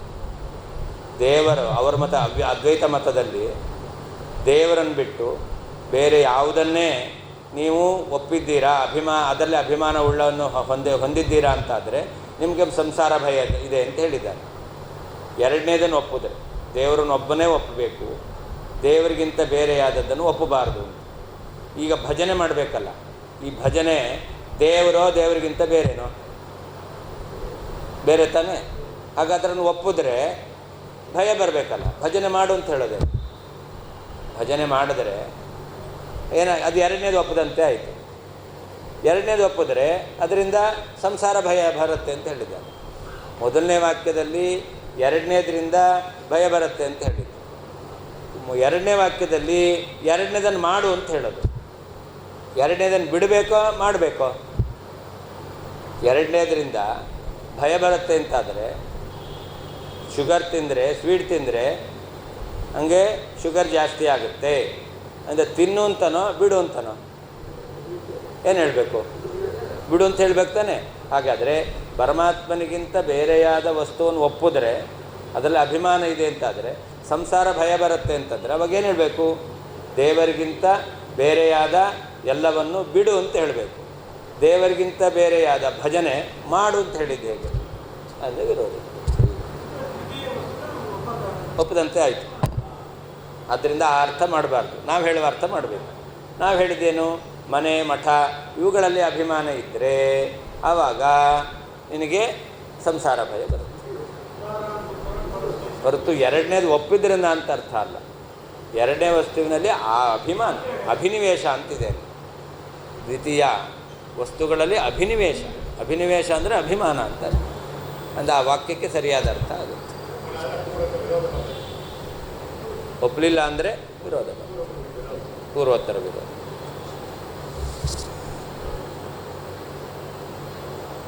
ಇದಾನೀಂ ಭಯಂ ದ್ವಿತೀಯಾಭಿನಿವೇಶತಃ ಸ್ಯಾತ್ ಈಶಾದಪೇತಸ್ಯ ವಿಪರ್ಯಯೋಸ್ಮೃತಿಃ ಯನ್ಮಾಯಯಾತೋ ಬುಧಾಭಜೇತ್ತಂ ಭಕ್ತೇಕಯಾ ಈಶಂ ಗುರುದೇವತಾತ್ಮ ಇತಿ ಭಾಗವತವಾಕ್ಯಸ್ಯ ಐಕ್ಯಪರತಾಂ ನಿರಾಕೃತ್ಯ ಸ್ವಾಭಿಮತ ಅರ್ಥಪರತಾಂ ಸ್ಥಾಪಯತಿ ದ್ವಿತೀಯಾಭಿನಿವೇಶೇನ ಇತಿ. ಈ ಭಾಗವತ ವಾಕ್ಯ ಈಶಾದಪೇತಸ್ಯ ಪರಮಾತ್ಮನಿಂದ ದೂರ ಹೋದವನು, ಪರಮಾತ್ಮನನ್ನು ಬಿಟ್ಟು ದೂರ ಹೋದವನು ಅಂದರೆ ಪರಮಾತ್ಮನ ಭಜನೆ, ಪರಮಾತ್ಮನಲ್ಲಿ ಭಕ್ತಿ, ಪರಮಾತ್ಮನ ಜ್ಞಾನ ಸಂಪಾದನೆ ಮಾಡದೇ ಇದ್ದವರು ಅವರೆಲ್ಲರೂ ಕೂಡ ದೂರ ಹೋದವರು. ವಿಷಾದಪೇತಸ್ಯ ಅಂಥವರಿಗೆ ವಿಪರ್ಯಯ, ಅವರಿಗೆ ಒಂದೋ ಅನ್ಯಥಾ ಜ್ಞಾನ ಬರುತ್ತೆ ಅಥವಾ ಅಸ್ಮೃತಿ, ಭಗವಂತನ ಸ್ಮರಣೆ ಎಂತಕ್ಕಂಥದ್ದು ಇರೋದಿಲ್ಲ. ಆದ್ದರಿಂದ ಏನಾಗುತ್ತೆ?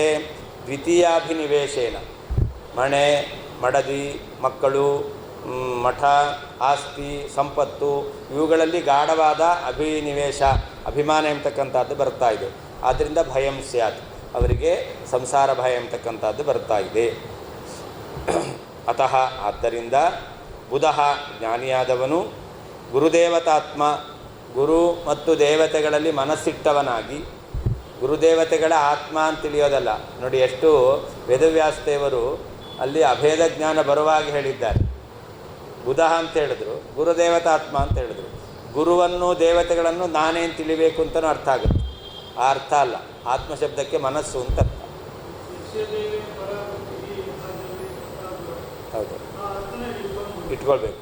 ಹೌದು, ಗುರುದೇವತೆಗಳಲ್ಲಿ ಮನಸ್ಸಿಟ್ಟವನಾಗಿ ಅವರ ಅನುಗ್ರಹದಿಂದಲೇ ಅವನು ಭಕ್ತಿಯ ಏಕಯ ಈಶಂ ಆಭಜೆ ಅಂತ. ಅವನು ಭಕ್ತಿಯಿಂದ ಏಕಯ ಭಕ್ತಿಯ ಅಲ್ಲಿ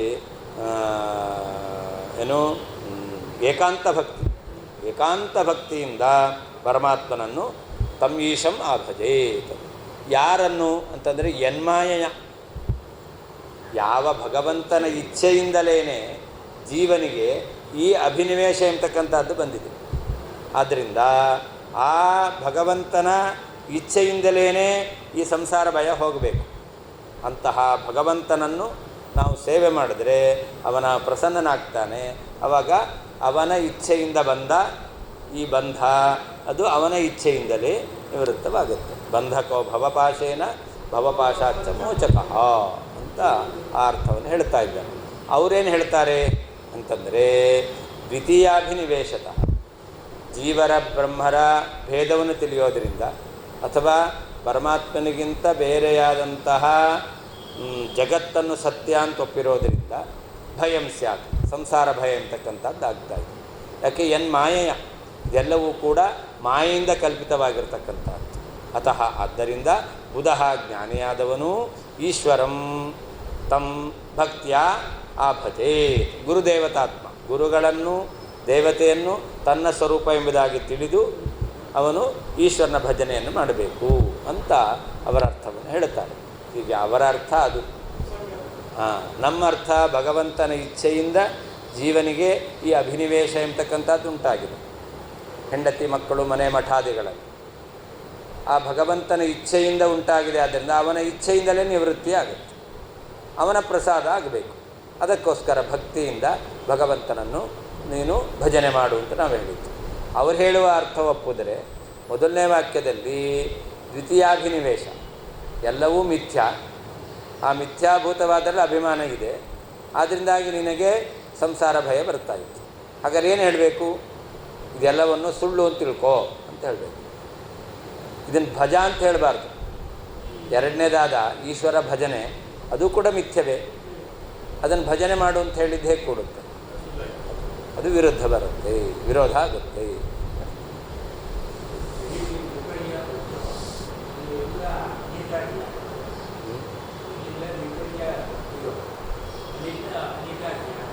ವಿಪರ್ಯ ಅಂತ ಹೌದು, ವಿಪರ್ಯ ಅಂದರೆ ಅನ್ಯಥಾ ಜ್ಞಾನ ಅಂತಲೇ ಅರ್ಥ. ವಿಪರೀತ ಜ್ಞಾನ ಇದನ್ನೇ ವಿಪರ್ಯಯ ಅಂತ ಹೇಳುತ್ತೆ.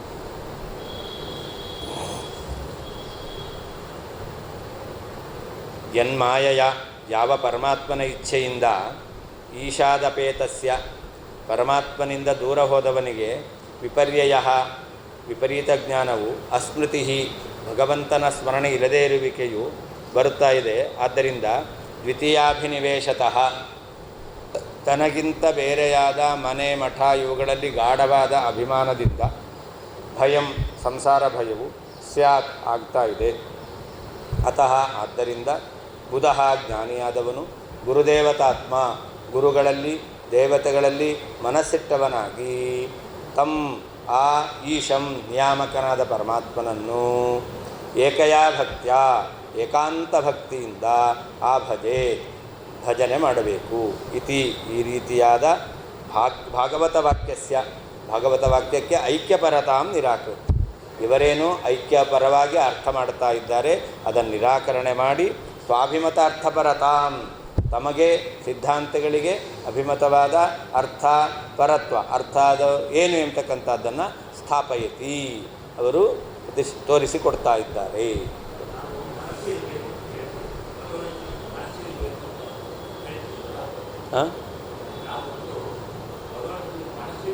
ಹೌದು ಹೌದು.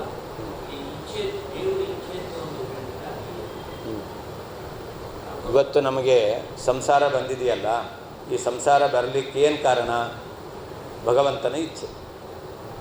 ಭಗವಂತನ ಇಚ್ಛೆಯಿಂದಲೇ ನಾವು ಅವನ ಸಂಕಲ್ಪದಂತೆ ಎಲ್ಲ ನಡೆಯುತ್ತೆ. ಅದಕ್ಕೆ ಈಶಂ ಅಂತಿದೆ ಅಲ್ಲಿ ಕೊನೆಯಲ್ಲಿ, ಮಾಯೆಯ ಈಶಂ, ಅವನ ಇಚ್ಛೆಯಿಂದ ಎಲ್ಲ ನಡೀತಾ ಇದೆ. ಅವನು ನಿಯಾಮಕ. ಆದ್ದರಿಂದ ಆ ನಿಯಾಮಕನಾದ ಪರಮಾತ್ಮನನ್ನು ಭಜನೆ ಮಾಡು. ಅವನ ಇಚ್ಛೆ ಬಂತು ಅಂತಂದರೆ ಬಂಧ ಬಿಡುಗಡೆ ಆಗುತ್ತೆ. ಅವನ ಇಚ್ಛೆಯಿಂದ ಬಂದಿದೆ, ಅವನ ಇಚ್ಛೆ ಬರಬೇಕು, ಬಿಡುಗಡೆಗೊಳಿಸ್ತೇನೆ ಅಂತ. ಯಾಕೆ ಅವನೇ ನಿಯಾಮಕ. ಆದ್ದರಿಂದ ಅವನನ್ನು ನೀನು ಭಜನೆ ಮಾಡು ಅಂತ. ಪೂರ್ವಾಪರ ವಿರೋಧ ಇಲ್ಲ. ಅವರಿಗಾದರೆ ಪೂರ್ವಾಪರ ವಿರೋಧ ಇದೆ.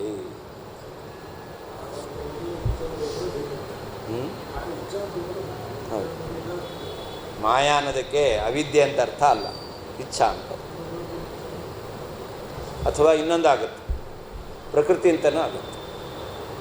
ಈ ಮನೆ ಮಠ ಇದೆಲ್ಲ ಇದೆಲ್ಲ ಭಗವಂತನ ಅಧೀನದಲ್ಲಿರುವ ಪ್ರಕೃತಿಯಿಂದ ಆಗಿರೋದು.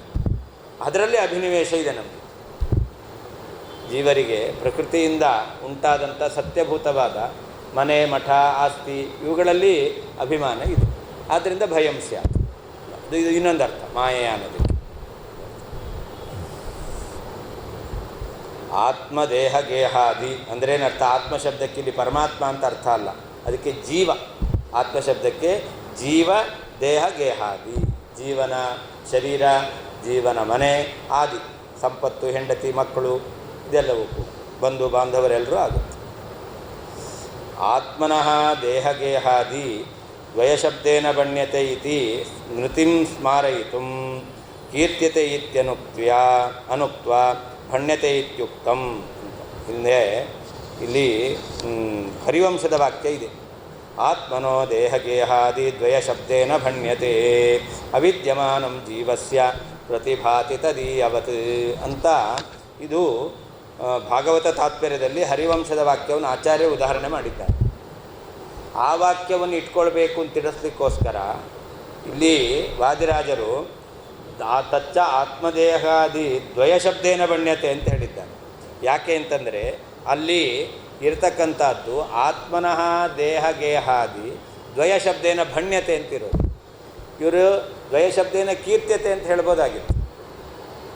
ದ್ವಿತೀಯ ಅಂತಕ್ಕಂಥ ಶಬ್ದದಿಂದ ಜೀವನ, ಮನೆ, ದೇಹ ಮೊದಲಾದವುಗಳನ್ನು ನಾವು ಹೇಳಲ್ಪಡ್ತಾ ಇದೆ ಅಂತ ಕೀರ್ತ್ಯತೆ ಅಂತ ಹೇಳಿದ್ರು ಶಬ್ದ ಪ್ರಯೋಗ ಸರಿಯಾಗ್ತಿತ್ತು. ಛಂದೋಭಂಗವೂ ಇಲ್ಲ, ಅರ್ಥಕ್ಕೂ ವಿರೋಧ ಇಲ್ಲ. ಭಣ್ಯತೆ ಬದಲು ಕೀರ್ತ್ಯತೆ ಅಂತ ಹೇಳ್ಬೋದಾಗಿತ್ತು. ಆದರೆ ಕೀರ್ತ್ಯತೆ ಹೇಳ್ತಾರೆ ಅಂತ ಹೇಳದೇನೆ ಭಣ್ಯತೆ ಶಬ್ದ ಪ್ರಯೋಗ ಮಾಡಿದ್ದಾರೆ. ಯಾಕೆ ಅಂತಂದರೆ ಆತ್ಮನೋ ದೇಹಗೇಹಾದಿ ದ್ವಯಶಬ್ದೇನ ಭಣ್ಯತೆ ಅಂತಕ್ಕಂತಹ ಈ ಏನು ವೇದವ್ಯಾಸದೇವರದ್ದೇ ಮಾತಿದೆಯಲ್ಲ, ಅದನ್ನು ನಾವು ಇಲ್ಲಿ ಪ್ರಮಾಣವಾಗಿ ಇಟ್ಕೊಳ್ಬೇಕು. ಆಚಾರ್ಯರು ಭಾಗವತಾತ್ಪರ್ಯದಲ್ಲಿ ಉಲ್ಲೇಖ ಮಾಡಿದ್ದಾರೆ. ಅದನ್ನು ನಾವು ಇಲ್ಲಿ ಸ್ವೀಕಾರ ಮಾಡಬೇಕು ಅಂತ ತಿಳಿಸ್ಲಿಕ್ಕೋಸ್ಕರ ಆ ಪ್ರತೀಕ ಗ್ರಹಣ ಮಾಡಿದ್ರಿಂದ, ಭಣ್ಯತೆ ಅಂತ ಹೇಳಿದ್ರಿಂದ ಅದಕ್ಕೆ ಸಮಾನವಾದಂತಹ ಸಮಾಖ್ಯ ವಾಕ್ಯವನ್ನು ಗ್ರಹಣ ಮಾಡಲಿಕ್ಕಾಗುತ್ತೆ ಅಂತ ತಿಳಿಸ್ಕೊಡ್ತಾ ಇದ್ದಾರೆ. ಆತ್ಮನಃ ದೇಹಗೇಹಾದಿ ದ್ವಯಶಬ್ದೇನ ಭಣ್ಯತೆ ಇತಿ ಸ್ಮೃತಿ ಅಂತಂದರೆ ಹರಿವಂಶದ ವಾಕ್ಯ, ಭಾಗವತ ತಾತ್ಪರ್ಯದಲ್ಲಿ ಹೇಳಿರತಕ್ಕಂತಹ ವಾಕ್ಯ. ಅದನ್ನು ಸ್ಮಾರಯಿತು ನೆನಪಿಗೆ ತಂದು ಕೊಡಿಸ್ಲಿಕ್ಕೋಸ್ಕರ ಕೀರ್ತ್ಯತೆ ಇತ್ಯನುಕ್ತ ದ್ವಯಶಬ್ದೇನ ಕೀರ್ತ್ಯತೆ ಅಂತ ಹೇಳದೇನೆ ಭಣ್ಯತೆ ಇತ್ಯುಕ್ತಂ ಭಣ್ಯತೆ ಅಂತ ಹೇಳಿದ್ದಾರೆ.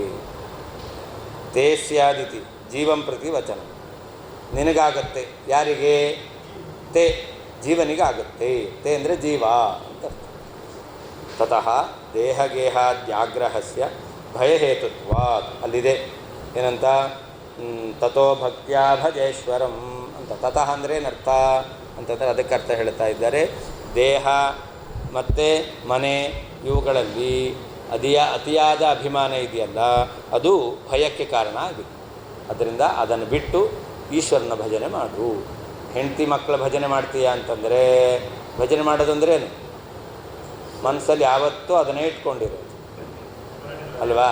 ಪಾಠಕ್ಕೆ ಬಂದರೂ ಕೂಡ ಅಯ್ಯೋ ಮನೆಯಲ್ಲಿ ಏನು ಮಾಡ್ತಿರ್ತಾರೋ ಏನೋ ಅಂತ ಯೋಚನೆ ಮಾಡ್ತಾ ಇದ್ದರೆ ಆವಾಗ ಅದು ಮನೆ ಮಠ ಅವುಗಳಲ್ಲೇನೇ ಅವನಿಗೆ ಭಜನೆ ಇದೆ ಅಂತ ಅರ್ಥ.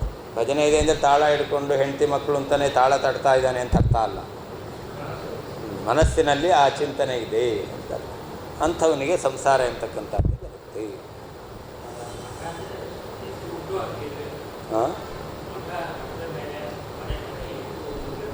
ಅಷ್ಟೇ ಇರಬಾರ್ದು. ಅವ್ರು ಬಿಟ್ಟರೆ ನಾ ಇಲ್ಲೇ ಇಲ್ಲ, ನಾನು ಬಿಟ್ಟರೆ ಅವ್ರು ಇಲ್ಲೇ ಇಲ್ಲ ಅಂತ ಈ ರೀತಿಯಲ್ಲಿರೋದಲ್ಲ. ಜೀವ ಗೃಹಸ್ಥನಾಗಬೇಕು, ಗೃಹಸ್ಥನಾದ ಮೇಲೆ ಮಕ್ಕಳು ಪಡಿಬೇಕು, ಇದೆಲ್ಲ ಶಾಸ್ತ್ರ ಹೇಳಿರೋದು ಅಷ್ಟೇ. ಮತ್ತು ಮಕ್ಕಳು ಹೆಂಡತಿ ಅಂತಂದರೆ ಇವರೆಲ್ಲ ನಮಗೆ ಸಾಧನೆಗೆ ಅನುಕೂಲ. ಮನೆ ಕೆಲಸ ಅವರು ಅರ್ಧ ಮಾಡಿದ್ರೆ ನಮಗೂ ಅರ್ಧ ಸಾಧನೆ ಮಾಡಲಿಕ್ಕಾಗುತ್ತೆ. ಮನೆ ಕೆಲಸ ನಾವೇ ಮಾಡಿದ್ರೆ ಆವಾಗ ನಮಗೆ ಸಾಧನೆ ಮಾಡಲಿಕ್ಕಾಗಲ್ಲ. ಅವರಿಗೂ ಹಾಗೂ ನಮಗೂ ಹಾಗೇನೆ. ಅವರೇ ಸಂಪಾದನೆ ಮಾಡಿ ಅವರೇ ಅಡುಗೆ ಮಾಡ್ಕೊಂಡು ಊಟ ಮಾಡಿಕೊಂಡ್ರೆ ಅವರಿಗೂ ಸಾಧನೆಗೆ ಅವಕಾಶ ಇರಲ್ಲ.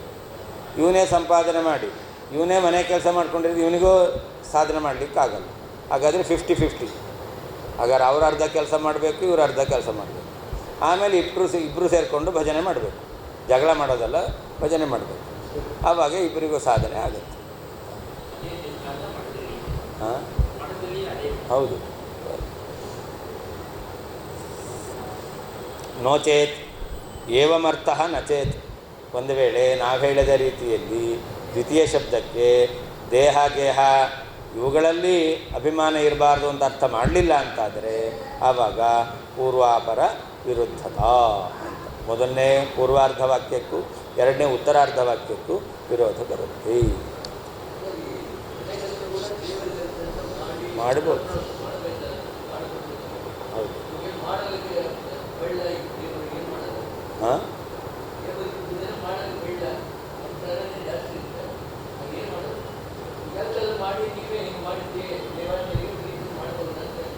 ಅದೇ ದೇವರ ಪೂಜೆ ಎಲ್ಲ ಬಿಟ್ಟು ಉಳಿದಿದ್ದನ್ನೇ ಮಾಡಬಾರ್ದು, ಉಳಿದಿದ್ದನ್ನು ಮಾಡಬೇಕು. ಉಳಿದಿದ್ದು ಮಾಡಬೇಕಾದ್ರೆ ದೇವರ ಪೂಜೆ ಅಂತ ಮಾಡಬೇಕು. ಹಾಂ,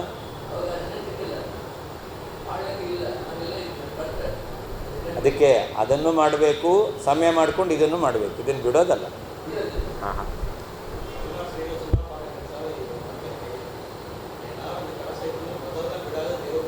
ಹಾಂ, ಅದೇ ಸಂಧ್ಯಾವನೆ, ದೇವ್ರ ಪೂಜೆ, ಮಠಕ್ಕೆ ಹೋಗೋದು, ಪಾಠಕ್ಕೆ ಹೋಗೋದು, ಪ್ರವಚನಕ್ಕೆ ಹೋಗೋದು, ಇದೆಲ್ಲ ಬಿಡ್ತೇವೆ, ಉಳಿದಿದ್ದೆಲ್ಲ ಮಾಡ್ತೇವೆ. ಅಲ್ಲ, ಅದನ್ನು ಅಡ್ಜಸ್ಟ್ ಮಾಡ್ಕೊಂಡು ಮಾಡಬೇಕು. ಅದು ಮಾಡಲೇಬೇಕು, ಹೌದು, ಸಂಸಾರ ಅಂದಮೇಲೆ. ಆದರೆ ಇದನ್ನು ಮಾಡಬೇಕಾದ್ದನ್ನು ಮಾಡಲೇಬೇಕು. ಅದನ್ನು ಬೇಕಾದ್ರೆ ಸಂಕೋಚ ಮಾಡಬೇಕು, ಇದನ್ನು ಸಂಕೋಚ ಮಾಡಲಿಕ್ಕಿಲ್ಲ.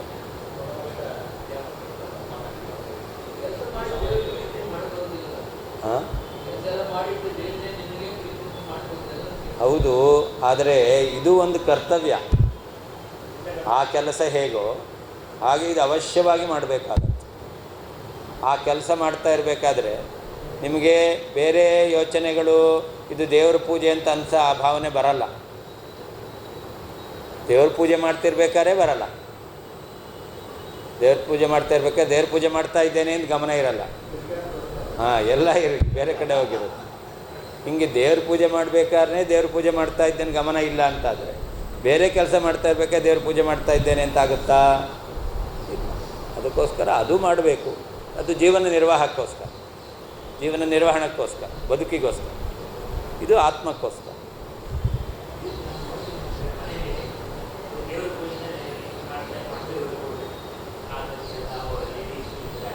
ಹಾಂ,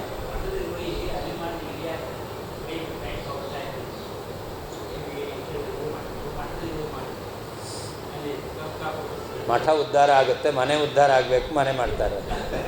ಇಲ್ಲ ಅಂದರೆ ಮಠದಲ್ಲಿ ಮಾಡಿದ್ರೆ ಮಠ ಉದ್ಧಾರ ಆಗುತ್ತೆ.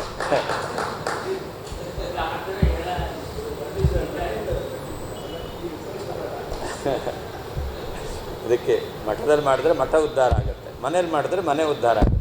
ಅದಕ್ಕೆ ಮನೆಯಲ್ಲೇ ಮಾಡ್ತೇವೆ.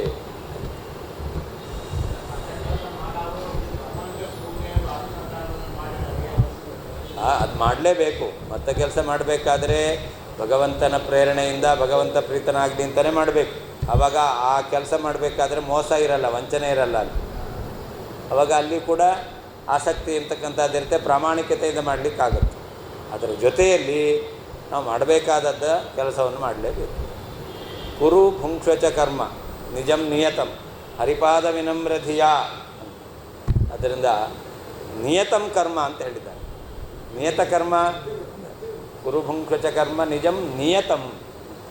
ನಿಯತ ಅಂದರೆ ವಿಧಾನ ಮಾಡಿರ್ತಕ್ಕಂಥ ಕೆಲಸ, ಅದನ್ನು ಮಾಡಲೇಬೇಕು.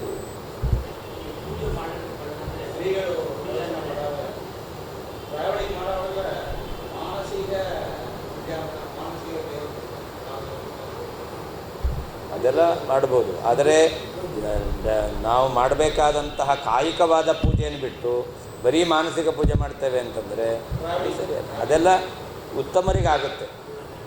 ಅದೆಲ್ಲ ಉತ್ತಮರಿಗೆ. ಸುಲಭ ಪೂಜೆಯ ಮಾಡಿ ಬಲವಿಲ್ಲದವರು ಅಂತ ಹೇಳಿದ್ರಲ್ಲ, ಅದು ಉತ್ತಮರಿಗೆ ಹೇಳಿ.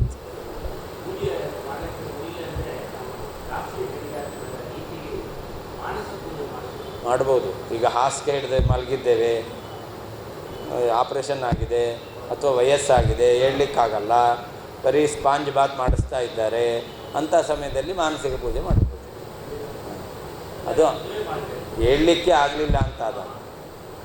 ಹಾಂ, ನಾ ಬೆಳಿಗ್ಗೆ 5 ಗಂಟೆಗೆ ಆರಾಮಾಗಿ ನಿದ್ದೆ ಹೊಡಿತಾ ಇರ್ತೇನೆ, ಮಾನಸಿಕ ಪೂಜೆ ಮಾಡಿದೆ ಅಂತಂದರೆ ಅದೆಲ್ಲ ಆಗಲ್ಲ.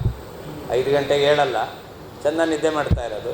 ಆಮೇಲೆ ನಾನು ಇಲ್ಲ ನಿದ್ದೆ ಮಾಡಿರಲಿಲ್ಲ, ಸುಮ್ಮನೆ ಮಾನಸಿಕ ಪೂಜೆ ಮಾಡ್ತಾ ಇದ್ದೆ ಅಂತಂದರೆ ಅದೆಲ್ಲ ಆಗಲ್ಲ.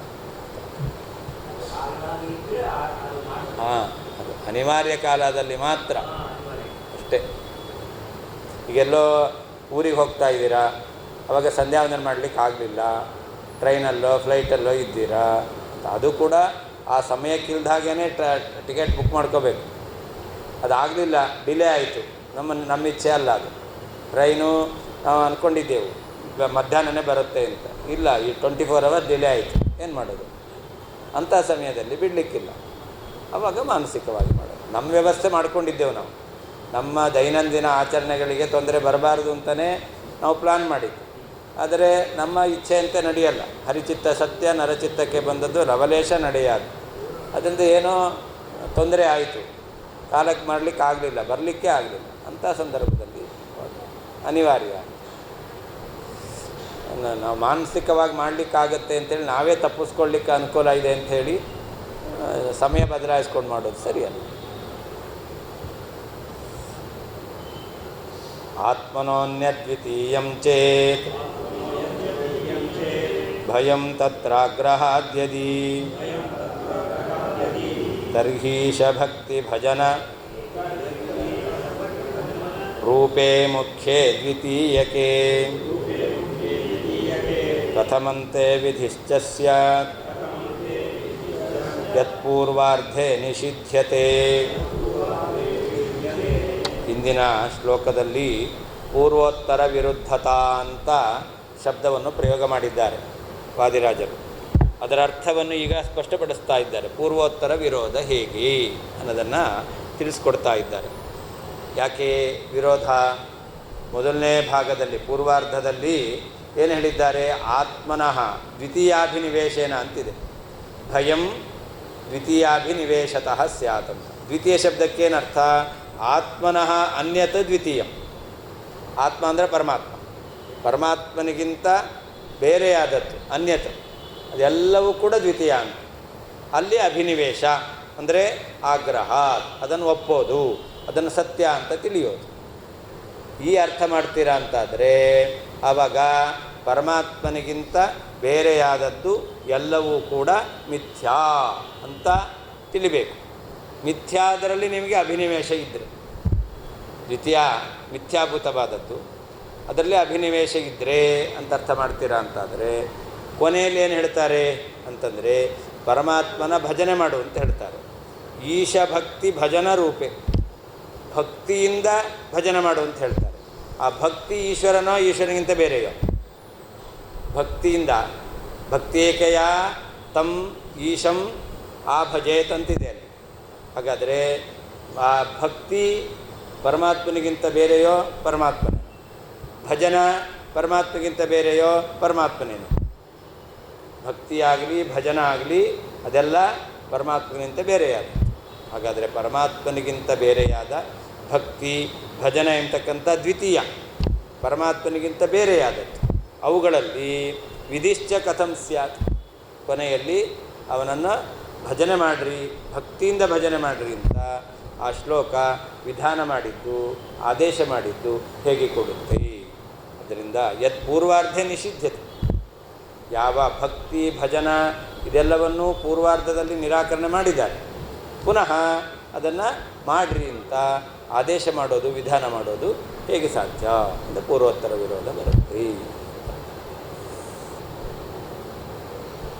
ಆತ್ಮನಃ ಆತ್ಮತಃ ಪರಮಾತ್ಮನಿಗಿಂತ ಅನ್ಯತೆ ಬೇರೆಯಾದಂತಹ ಜಗತ್ತು ಉಳಿದದ್ದೆಲ್ಲವೂ ಕೂಡ ದ್ವಿತೀಯಂ ಚೇತ್ ದ್ವಿತೀಯವಾದರೆ ತತ್ರ ಆ ಪರಮಾತ್ಮನಿಗಿಂತ ಬೇರೆಯಾದಂತಹ ವಸ್ತುಗಳಲ್ಲಿ ಆಗ್ರಹ ಗಾಢವಾದ ನಂಬಿಕೆಯಿಂದ ಅಭಿಮಾನದಿಂದ ಯದಿ ಒಂದು ವೇಳೆ ಭಯ ಸಂಸಾರ ಭಯ ಉಂಟಾಗುತ್ತೆ ಅಂತಾದರೆ ತರ್ಹಿ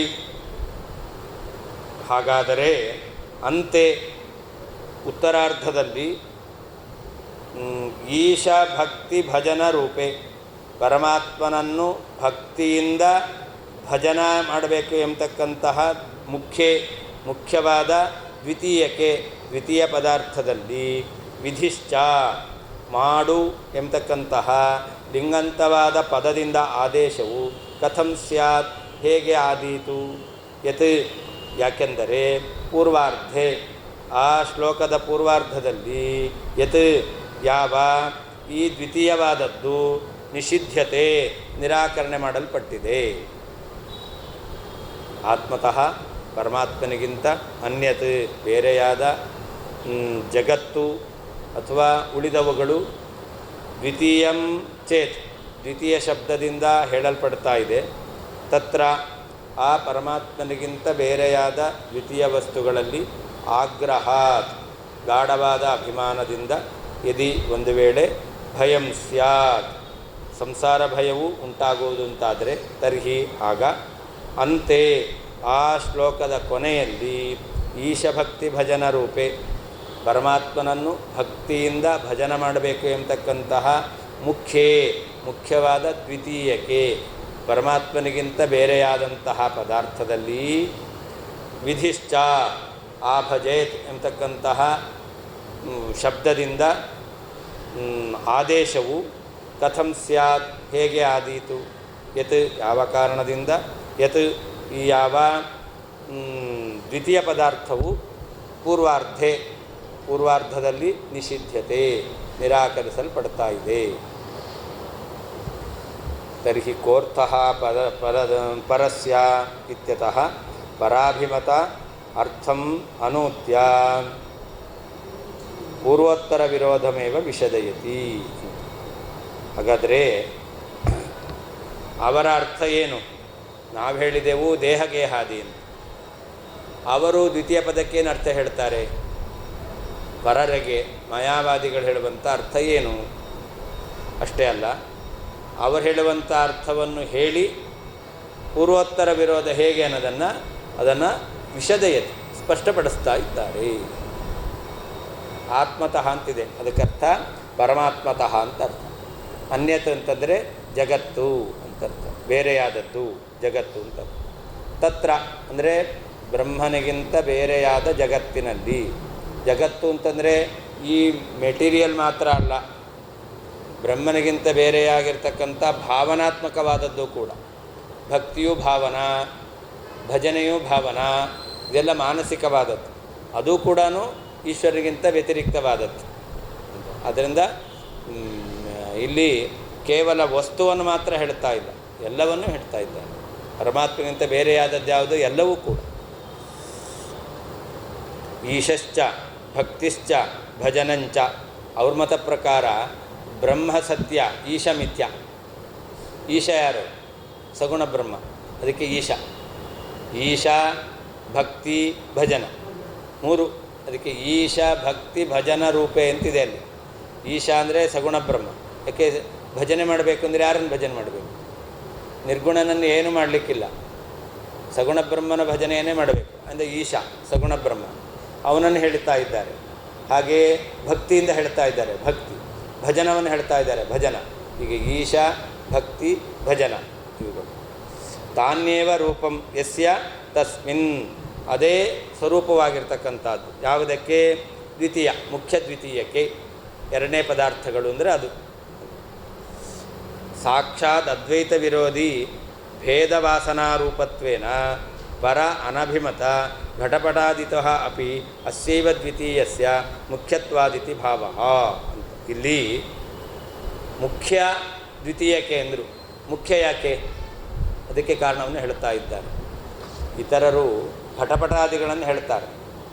ಆ ಘಟಪಟಾದಿಗಳು ಏನಿದೆ ಅದಕ್ಕಿಂತಲೂ ಕೂಡ ಅದ್ವೈತಕ್ಕೆ ಸಾಕ್ಷಾತ್ ವಿರೋಧಿಯಾಗಿರ್ತಕ್ಕಂಥದ್ದು ಯಾವುದು?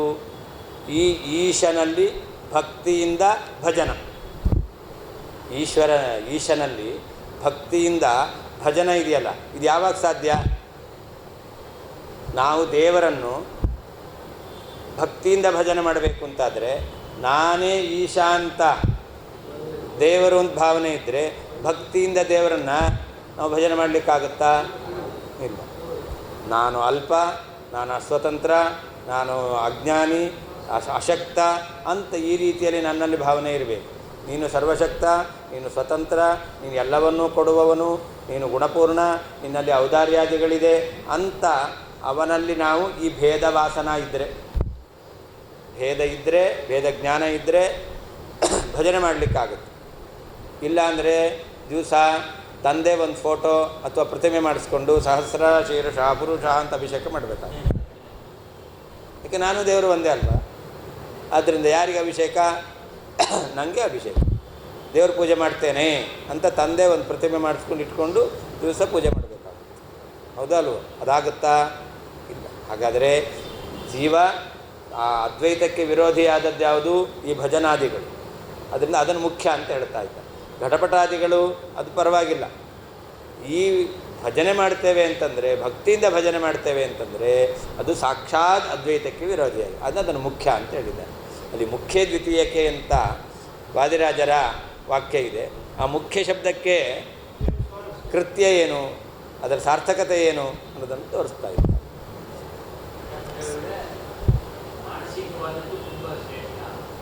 ಹಾಂ, ಘಟಪಟಾದಿಗಳಿದ್ದರೆ ಇರಲಿ. ಆದರೆ ನೀವು ಭಕ್ತಿಯಿಂದ ಭಜನೆ ಮಾಡಬೇಕು ಅಂತಾದರೆ ಅವಾಗ ಭೇದಜ್ಞಾನ ಇರಲೇಬೇಕು.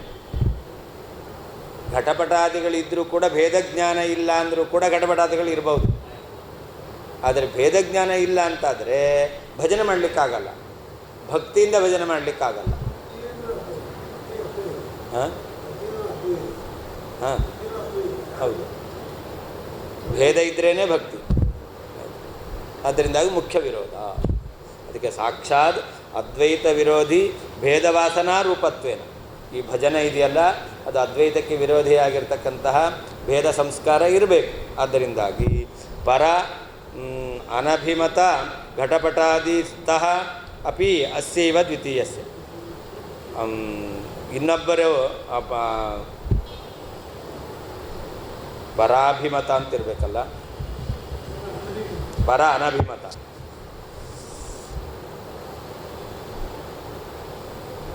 ಅವರಿಗೆ ಘಟಪಟಾದಿಗಳು ಕೂಡ ಸತ್ಯ ಅಂತೇನೆ ಅಭಿಮತ ಅಲ್ಲ, ಅದು ಪರ ಅನಭಿಮತ, ಅದನ್ನು ಮಿಥ್ಯ ಅಂತಲೇ ಹೇಳಿದ್ದಾರೆ.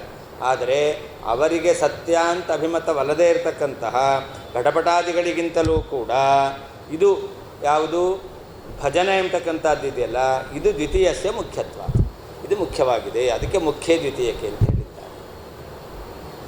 ಮಾಯಾವಾದಿಮತೈ ನಿರ್ವಿಶೇಷಚಿತಃ ಅವಿದ್ಯಾಶಾಬಲ್ಯೇ ಸತಿ ಈಶ್ವರಾಖ್ಯಂ ದ್ವಿತೀಯಂ ತಸ್ಮಿನ್ ಭಕ್ತಿ ತಸ್ಯ ಸೇವಾ ಚ ಇತಿ ದ್ವಿತೀಯಂಚ ಪ್ರಥಮಂ ಭವತಿ.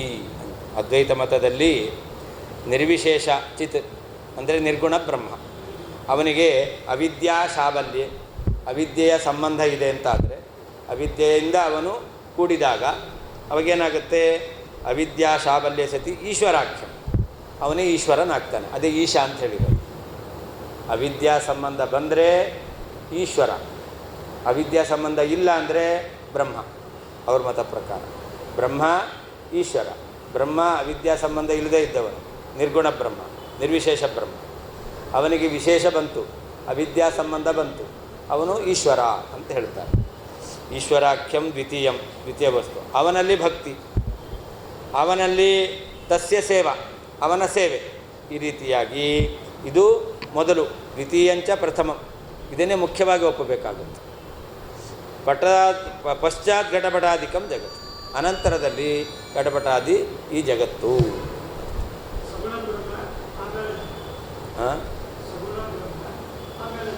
ಅನಂತರ ಘಟಪಟಾದಿಗಳು, ಅದರಿಂದ ದ್ವಿತೀಯ ಇದೆ. ಇದು ಪ್ರಥಮ ಅಂದರೆ ಮುಖ್ಯ, ದ್ವಿತೀಯಂ ಭಿನ್ನವಾದಂಥದ್ದು ಮೊದಲು, ಅನಂತರ ಭಿನ್ನವಾದ ಘಟಪಟಾದಿಗಳು. ಅಂತೆ ಅಂತಿದೆ ಅಲ್ಲಿ, ಕಥಮಂತೆ ವಿಧಿಷ್ಟ ಸ್ಯಾತ್. ಅಂತೆ ಅಂದ್ರೇನು? ಶ್ಲೋಕಸ್ಯ ಉತ್ತರಾರ್ಧೇ ಅಂತ ಅರ್ಥ. ಶ್ಲೋಕದ ಉತ್ತರಾರ್ಧದಲ್ಲಿ ವಿಧಿ ಯಾವುದದು? ಆ ಭಜೇತ್ ಇತಿ ಅಂತ. ಪರಮಾತ್ಮನನ್ನು ಭಜೇತಲ್ಲ, ಆ ಭಜೇತ್, ಚೆನ್ನಾಗಿ ಭಜನೆ ಮಾಡಬೇಕು ಅಂತ ಹೇಳಿದ್ದಾರೆ. ಇತಿ ಲಿಂಗಂತ ಪದೇನ ವಿಧಾನ. ವಿಧಿ ಅಂತಂದರೆ ವಿಧಿಲಿಂಗ, ಲಿಂಗ ಅಂತಾದರೆ ವಿಧಿಲಿಂಗ, ವಿಧಿಲಿಂಗ ಧಾತು ಲಕಾರ, ಅದನ್ನು ಹೇಳಿ ವಿಧಾನ ಮಾಡಿದ್ದಾರೆ.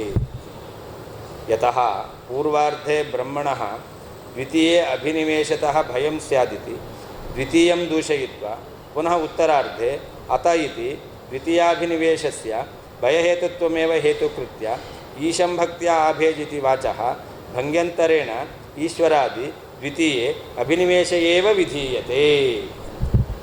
ಅದರ ತಾತ್ಪರ್ಯ ಹೇಳ್ತಾ ಸ್ಪಷ್ಟಪಡಿಸ್ತಾ ಇದ್ದಾರೆ. ಪೂರ್ವಾರ್ಧದಲ್ಲಿ ಭಗವಂತನಿಗಿಂತ ಎರಡನೇ ವಸ್ತು, ಅವುಗಳಲ್ಲಿ ಗಾಢವಾದ ಅಭಿಮಾನ ಇದೆ ಅಂತಾದರೆ ಅಭಿನಿವೇಶತಃ ಭಯಂ ಸ್ಯಾತ್, ಸಂಸಾರ ಭಯ ಬರುತ್ತೆ. ಇತಿ ದ್ವಿತೀಯಂ ದ್ಯೂಷಯಿತು. ಆದ್ದರಿಂದ ಎರಡನೇ ಪದಾರ್ಥದಲ್ಲಿ ಅಭಿನಿವೇಶ ಇರಬಾರ್ದು, ಎರಡನೇ ಪದಾರ್ಥವೇ ಇಲ್ಲ ಅಂತ.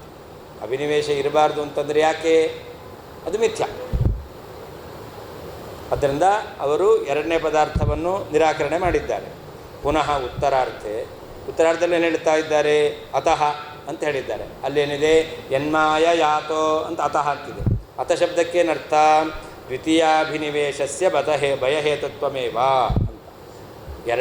ಎರಡನೇ ವಸ್ತುವಿನಲ್ಲಿ ಅಭಿಮಾನ ಇದೆ ಅಂತಾದರೆ ಸಂಸಾರಕ್ಕೆ ಕಾರಣ ಆಗುತ್ತೆ, ಭಯ ಎಂಬತಕ್ಕಂಥದ್ದು ಉಂಟಾಗುತ್ತೆ. ಆದ್ದರಿಂದ ಅದನ್ನು ಕಾರಣವನ್ನಾಗಿಟ್ಟುಕೊಂಡು ಹಾಗೇನೇ ಹೇಳಿದ್ದಾರೆ, ಈಶಂ ಭಕ್ತಿಯ ಭಜೇತ್, ಪರಮಾತ್ಮನ ಭಕ್ತಿಯನ್ನು ಮಾಡುವಂಥ ಇತಿ ಈ ವಾಕ್ಯ ಇದೆಯಲ್ಲ, ಇತಿ ವಾಚಃ ಭಂಗ್ಯಂತರೇಣ, ಒಂದು ರೀತಿಯಲ್ಲಿ ಇನ್ನೊಂದು ರೀತಿಯಲ್ಲಿ ಇದು ಏನು ಹೇಳ್ತಾಯಿತು? ಈಶ್ವರಾದಿ ದ್ವಿತೀಯ ಅಭಿನಿವೇಶ. ಈಶ್ವರಾದಿ ಭಗವಂತನಿಂದ ಬೇರೆಯಾದ ವಸ್ತುಗಳಲ್ಲಿ ಪುನಃ ನೀವು ಅಭಿಮಾನವನ್ನೇ ಹೇಳ್ತಾ ಇದ್ದೀರಿ. ಮೊದಲನೇ ವಾಕ್ಯದಲ್ಲಿ ಅಭಿಮಾನ ಭಯಕ್ಕೆ ಕಾರಣ ಆಗಿದೆ.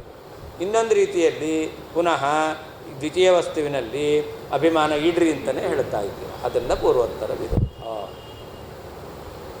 ಅತಃ ಪೂರ್ವೋತ್ತರ ವಿರೋಧ. ಸೇವ್ಯ ಸೇವಕ ಭಾವ ಅದು ಯಾಕೆ? ಅದು ಹೇಳ್ತಾರೆ. ಸೇವ್ಯ ಸೇವಕ ಭಾವ ಇದೆಯಲ್ಲ, ಪರಮಾತ್ಮ ಸೇವ್ಯ, ನಾನು ಸೇವಕ. ಸೇವ್ಯ ಸೇವಕ ಭಾವ ಇರಬೇಕು ಅಂತಾದರೆ ಭೇದ ಇರಲೇಬೇಕು. ಸೇವ್ಯ ಸೇವಕ ಭಾವೋ ಹಿ ಭೇದಘಟಿತತ್ವಾತ್ ಪರಸ್ಯ ಮುಖ್ಯಂ ದ್ವಿತೀಯಂ. ಆದ್ದರಿಂದ ಇನ್ನು ಪರರಿಗೆ ಮುಖ್ಯವಾದದ್ದು ಯಾವುದು ಅಂತಂದರೆ ಭೇದ. ಅದ್ವೈತ ಅವ್ರು ಹೇಳೋದು, ಅದಕ್ಕೆ ವಿರುದ್ಧವಾದದ್ದು ಯಾವುದು? ದ್ವೈತ, ಭೇದ. ಹಾಗಾದರೆ ಈ ಸೇವ್ಯ ಸೇವಕ ಭಾವ ಇದೆ ಅಂತಾದರೆ ಅಲ್ಲಿ ಭೇದ ಇರಲೇಬೇಕು. ಅದು ಮುಖ್ಯವಾಗಿರ್ತಕ್ಕಂಥ ದ್ವಿತೀಯ ವಸ್ತುವಾಗುತ್ತೆ. ತಸ್ಸೇವ ವಿಧಾನೇ ಕಥಂನ ಪೂರ್ವೋತ್ತರ ವಿರೋಧ.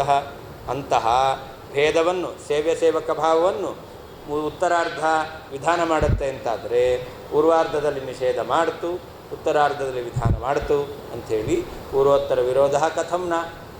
ವಿರೋಧ ಹೇಗೆ ಬರಲ್ಲ? ಬಂದೇ ಬರುತ್ತೆ.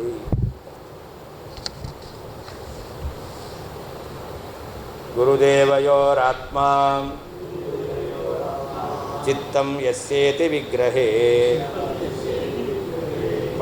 ಪದಂ ತದಪಿ ವಕ್ತೀಶ ಭಜಕಸ್ಯ ಗುಣಾಂತರಂ. ಅಷ್ಟೇ ಅಲ್ಲ, ಭಾಗವತದಲ್ಲಿ ಗುರುದೇವತಾತ್ಮ ಅಂತ ಪದ ಇದೆ.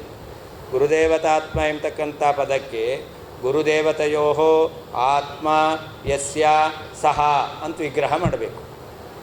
ಆತ್ಮ ಅಂದರೆ ಮನಸ್ಸು, ಯಸ್ಯ ಆತ್ಮ ಯಾರ ಮನಸ್ಸು, ಗುರುದೇವತೆಯೋ ಗುರುಗಳಲ್ಲಿ ದೇವತೆಗಳಲ್ಲಿ ಅಥವಾ ಗುರುವಾದ ದೇವತೆಯಲ್ಲಿ ಹೇಗೆ ಹೇಳಬೇಕು?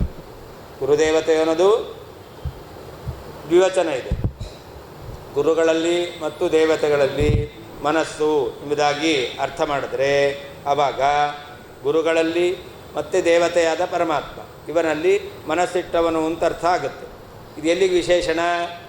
ಬುಧ, ಬುಧಃ ಗುರುದೇವತಾತ್ಮ ಬುಧಃ ಅಂತ. ಗುರುಗಳಲ್ಲಿ ಪರಮಾತ್ಮನಲ್ಲಿ ಮನಸ್ಸಿಟ್ಟಂತಹ ಜ್ಞಾನಿಯಾದವನು ಅಂತ ಹೇಳಿದರು. ಅಂಥವನು ಈಶನನ್ನು ಭಜಿಸಬೇಕು ಅಂತಿದೆ. ಅವಾಗೇನಾಯಿತು ಅಂತಂದರೆ ಪರಮಾತ್ಮನಲ್ಲಿ ಮತ್ತು ಗುರುಗಳಲ್ಲಿ ಏನು ಮನಸ್ಸಿದೆಯಲ್ಲ, ಇದು ಈಶ ಭಜನೆ ಮಾಡ್ತಕ್ಕಂಥವನಲ್ಲಿರ್ತಕ್ಕಂತಹ ವಿಶಿಷ್ಟವಾದ ಗುಣ. ಈಶ ಭಜಕಸ್ಯ ಗುಣಾಂತರಂ, ಭಗವಂತನ ಸೇವೆಯನ್ನು ಮಾಡ್ತಕ್ಕಂತಹ ವ್ಯಕ್ತಿಯಲ್ಲಿ ಇದು ವಿಶಿಷ್ಟವಾದ ಗುಣವನ್ನು ಹೇಳ್ತಾ ಇದೆ. ಆವಾಗೇನಾಯಿತು? ಬ್ರಹ್ಮ ನಿರ್ಗುಣ, ಭಜಕ ಗುಣವುಳ್ಳವನು ಸಗುಣ. ಅವರಿಗೆ ಅಭೇದ ಹೇಗೆ? ಸಗುಣ ನಿರ್ಗುಣರಿಗೆ ಅಭೇದ ಹೇಳಲಿಕ್ಕೆ ಬರಲ್ಲ. ಇಲ್ಲೀಗ ಗುರುದೇವತಾತ್ಮ ಅಂತ ಬುಧನಿಗೆ ವಿಶೇಷಣ ಕೊಟ್ಟಿದ್ದಾರೆ. ಹಾಗಾದರೆ ಬುಧನಲ್ಲಿ, ಜ್ಞಾನಿಯಲ್ಲಿ, ದೇವತೆಗಳಲ್ಲಿ, ಪರಮಾತ್ಮನಲ್ಲಿ ಭಕ್ತಿ ಎಂಬತಕ್ಕಂತಹ ವಿಶೇಷ ಇದೆ, ಗುಣ ಇದೆ. ಪರಮಾತ್ಮ ನಿರ್ಗುಣ. ಅದರಿಂದ ನಿರ್ಗುಣ ಸಗುಣರಿಗೆ ಭೇದವನ್ನು ಹೇಳಬೇಕು, ಅಭೇದ ಹೇಳಲಿಕ್ಕೆ ಬರಲ್ಲ. ಅದರಿಂದಾಗಿ ಗುರುದೇವತಾತ್ಮ ಎಂಬತಕ್ಕಂಥ ಪದ ಇರೋದ್ರಿಂದಲೂ ಪರಮಾತ್ಮನಿಗೂ ಜೀವನಿಗೂ ಭೇದವನ್ನೇ ಹೇಳಬೇಕು, ಅಭೇದ ಕೂಡೋದಿಲ್ಲ. ಗುರುದೇವ ಅದಕ್ಕೆ ವಿಗ್ರಹವನ್ನು ತೋರಿಸ್ತಾ ಇದ್ದಾರೆ ಗುರುದೇವತಾತ್ಮ ಅನ್ನೋದಕ್ಕೆ. ಗುರುದೇವತೆಯೋ ಗುರುಗಳಲ್ಲಿ ಮತ್ತು ದೇವತೆಯಾದ ಪರಮಾತ್ಮನಲ್ಲಿ ಆತ್ಮ, ಅದಕ್ಕೆ ಅರ್ಥ ಚಿತ್ತಂ, ಅವರೇ ಅರ್ಥ ಬರೀತಾ ಇದ್ದಾರೆ. ಆತ್ಮ ಚಿತ್ತಂ ಮನಸ್ಸು ಯಸ್ಯ ಯಾವ ಭಕ್ತನಿಗೆ ಇದೆಯೋ ಇತಿ ವಿಗ್ರಹೆ, ಈ ರೀತಿಯಲ್ಲಿ ಸಮಾಸವನ್ನು ಮಾಡಿದರೆ ತದಪಿ ಪದಂ, ಆ ಗುರುದೇವತಾತ್ಮ ಎಂಬತಕ್ಕಂಥ ಪದವೂ ಕೂಡ ಈಶಭಜಕಸ್ಯ ಪರಮಾತ್ಮನನ್ನು ಸೇವೆ ಮಾಡ್ತಕ್ಕಂತಹ ಭಕ್ತನ ಗುಣಾಂತರಂ ಇನ್ನೊಂದು ಗುಣವನ್ನು ವಕ್ತಿ ಹೇಳ್ತಾ ಇದೆ. ಗುರುದೇವತೆಯೋ ಗುರುಗಳಲ್ಲಿ ಮತ್ತು ದೇವತೆಗಳಲ್ಲಿ ಪರಮಾತ್ಮನಲ್ಲಿ ಆತ್ಮ, ಅದಕ್ಕೆ ಅರ್ಥ ಚಿತ್ತಂ ಮನಸ್ಸು ಯಸ್ಯ ಯಾವ ಭಕ್ತನಿಗಿದೆಯೋ ಇತಿ, ಈ ರೀತಿಯಲ್ಲಿ ವಿಗ್ರಹೇ ವಿಗ್ರಹವನ್ನು ಮಾಡಿದರೆ ತದಪಿ ಪದಂ, ಆ ಗುರುದೇವತಾತ್ಮ ಎಂಬತಕ್ಕಂತಹ ಪದವೂ ಕೂಡ ಈಶಭಜಕಸ್ಯ ಭಗವಂತನನ್ನು ಸೇವೆ ಮಾಡತಕ್ಕಂತಹ ಭಕ್ತನ ಗುಣಾಂತರಂ ಇನ್ನೊಂದು ಗುಣವನ್ನು ವಕ್ತಿ ಹೇಳ್ತಾ ಇದೆ.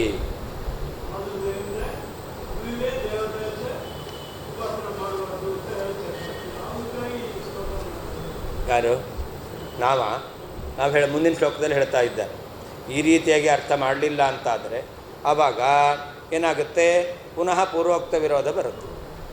ಗುರುದೇವತಾತ್ಮ ಅಂತ ಹೇಳ್ತೀರ, ಅವರ ಅರ್ಥ ಏನು? ನೀನೇ ಗುರು, ನೀನು ದೇವತೆ ಅಂತ. ಭಜ ಅನ್ನೋದೇ ಕೊಡುತ್ತೆ. ನೀನೇ ಗುರು ದೇವತೆ ಆಗಿಬಿಟ್ಟಿದ್ರೆ ಆವಾಗ ಈಶಂ ಭಜೇತ್ ಹೇಗೆ ವಿರೋಧ ಬರುತ್ತೆ. ಹೌದು, ಈಶಂ ಭಜೇತ್ ಅದೇ. ಅದರಿಂದ ಗುರುದೇವತಾತ್ಮ ಅನ್ನೋದು ವಿಶೇಷಣ ಅಂತ ಇಟ್ಕೋಬೇಕು.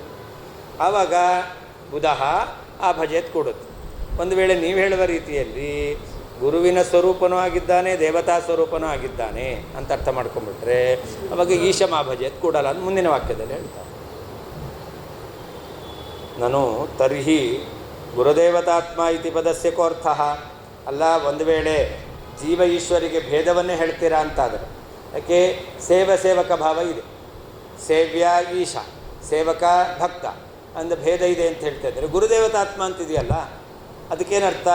ಗುರುವನ್ನು ದೇವತೆಯನ್ನು ಆತ್ಮ ನನ್ನ ಸ್ವರೂಪ ಅಂತ ತಿಳಿಬೇಕು ಅಂತ ಅದಕ್ಕೆ ಅರ್ಥ ಅವ್ರು ಮಾಡ್ತಾರೆ. ಹಾಗಾದರೆ ಗುರುದೇವತಾತ್ಮ ಎಂಬತಕ್ಕಂತಹ ಪದ ವಿರೋಧ ಬರುತ್ತಲ್ಲ ಅಂತೇಳಿದ್ರೆ, ಕೋರ್ಥ ಗುರುದೇವತಾತ್ಮ ಇತಿ ಪದಸ್ಯ, ಗುರುದೇವತಾ ಪದಕ್ಕೇನರ್ಥ ಇತ್ಯತಃ ಅದಕ್ಕೆ ಹೇಳ್ತಾರೆ ಗುರುದೇವತೆಯೋ ಆತ್ಮ ಚಿತ್ತಂ ಯಸ್ಯ ಸಹ ಗುರುದೇವತಾತ್ಮ ಅಂತ ಅರ್ಥ. ವಿಗ್ರಹೇ ಅಂದರೆ ಸಮಾಸ ಅಂತ ಅರ್ಥ. ಗುಣಾಂತರಂ ಅಂದರೆ ಏನರ್ಥ?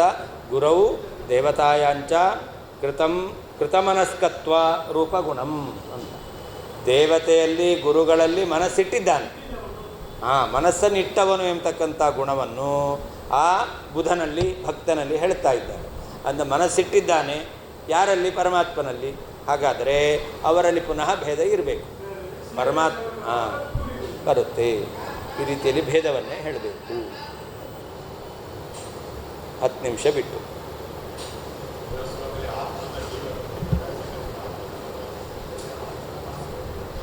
ಬೇರೆ ಬೇರೆ ಅರ್ಥ ಇರುತ್ತೆ.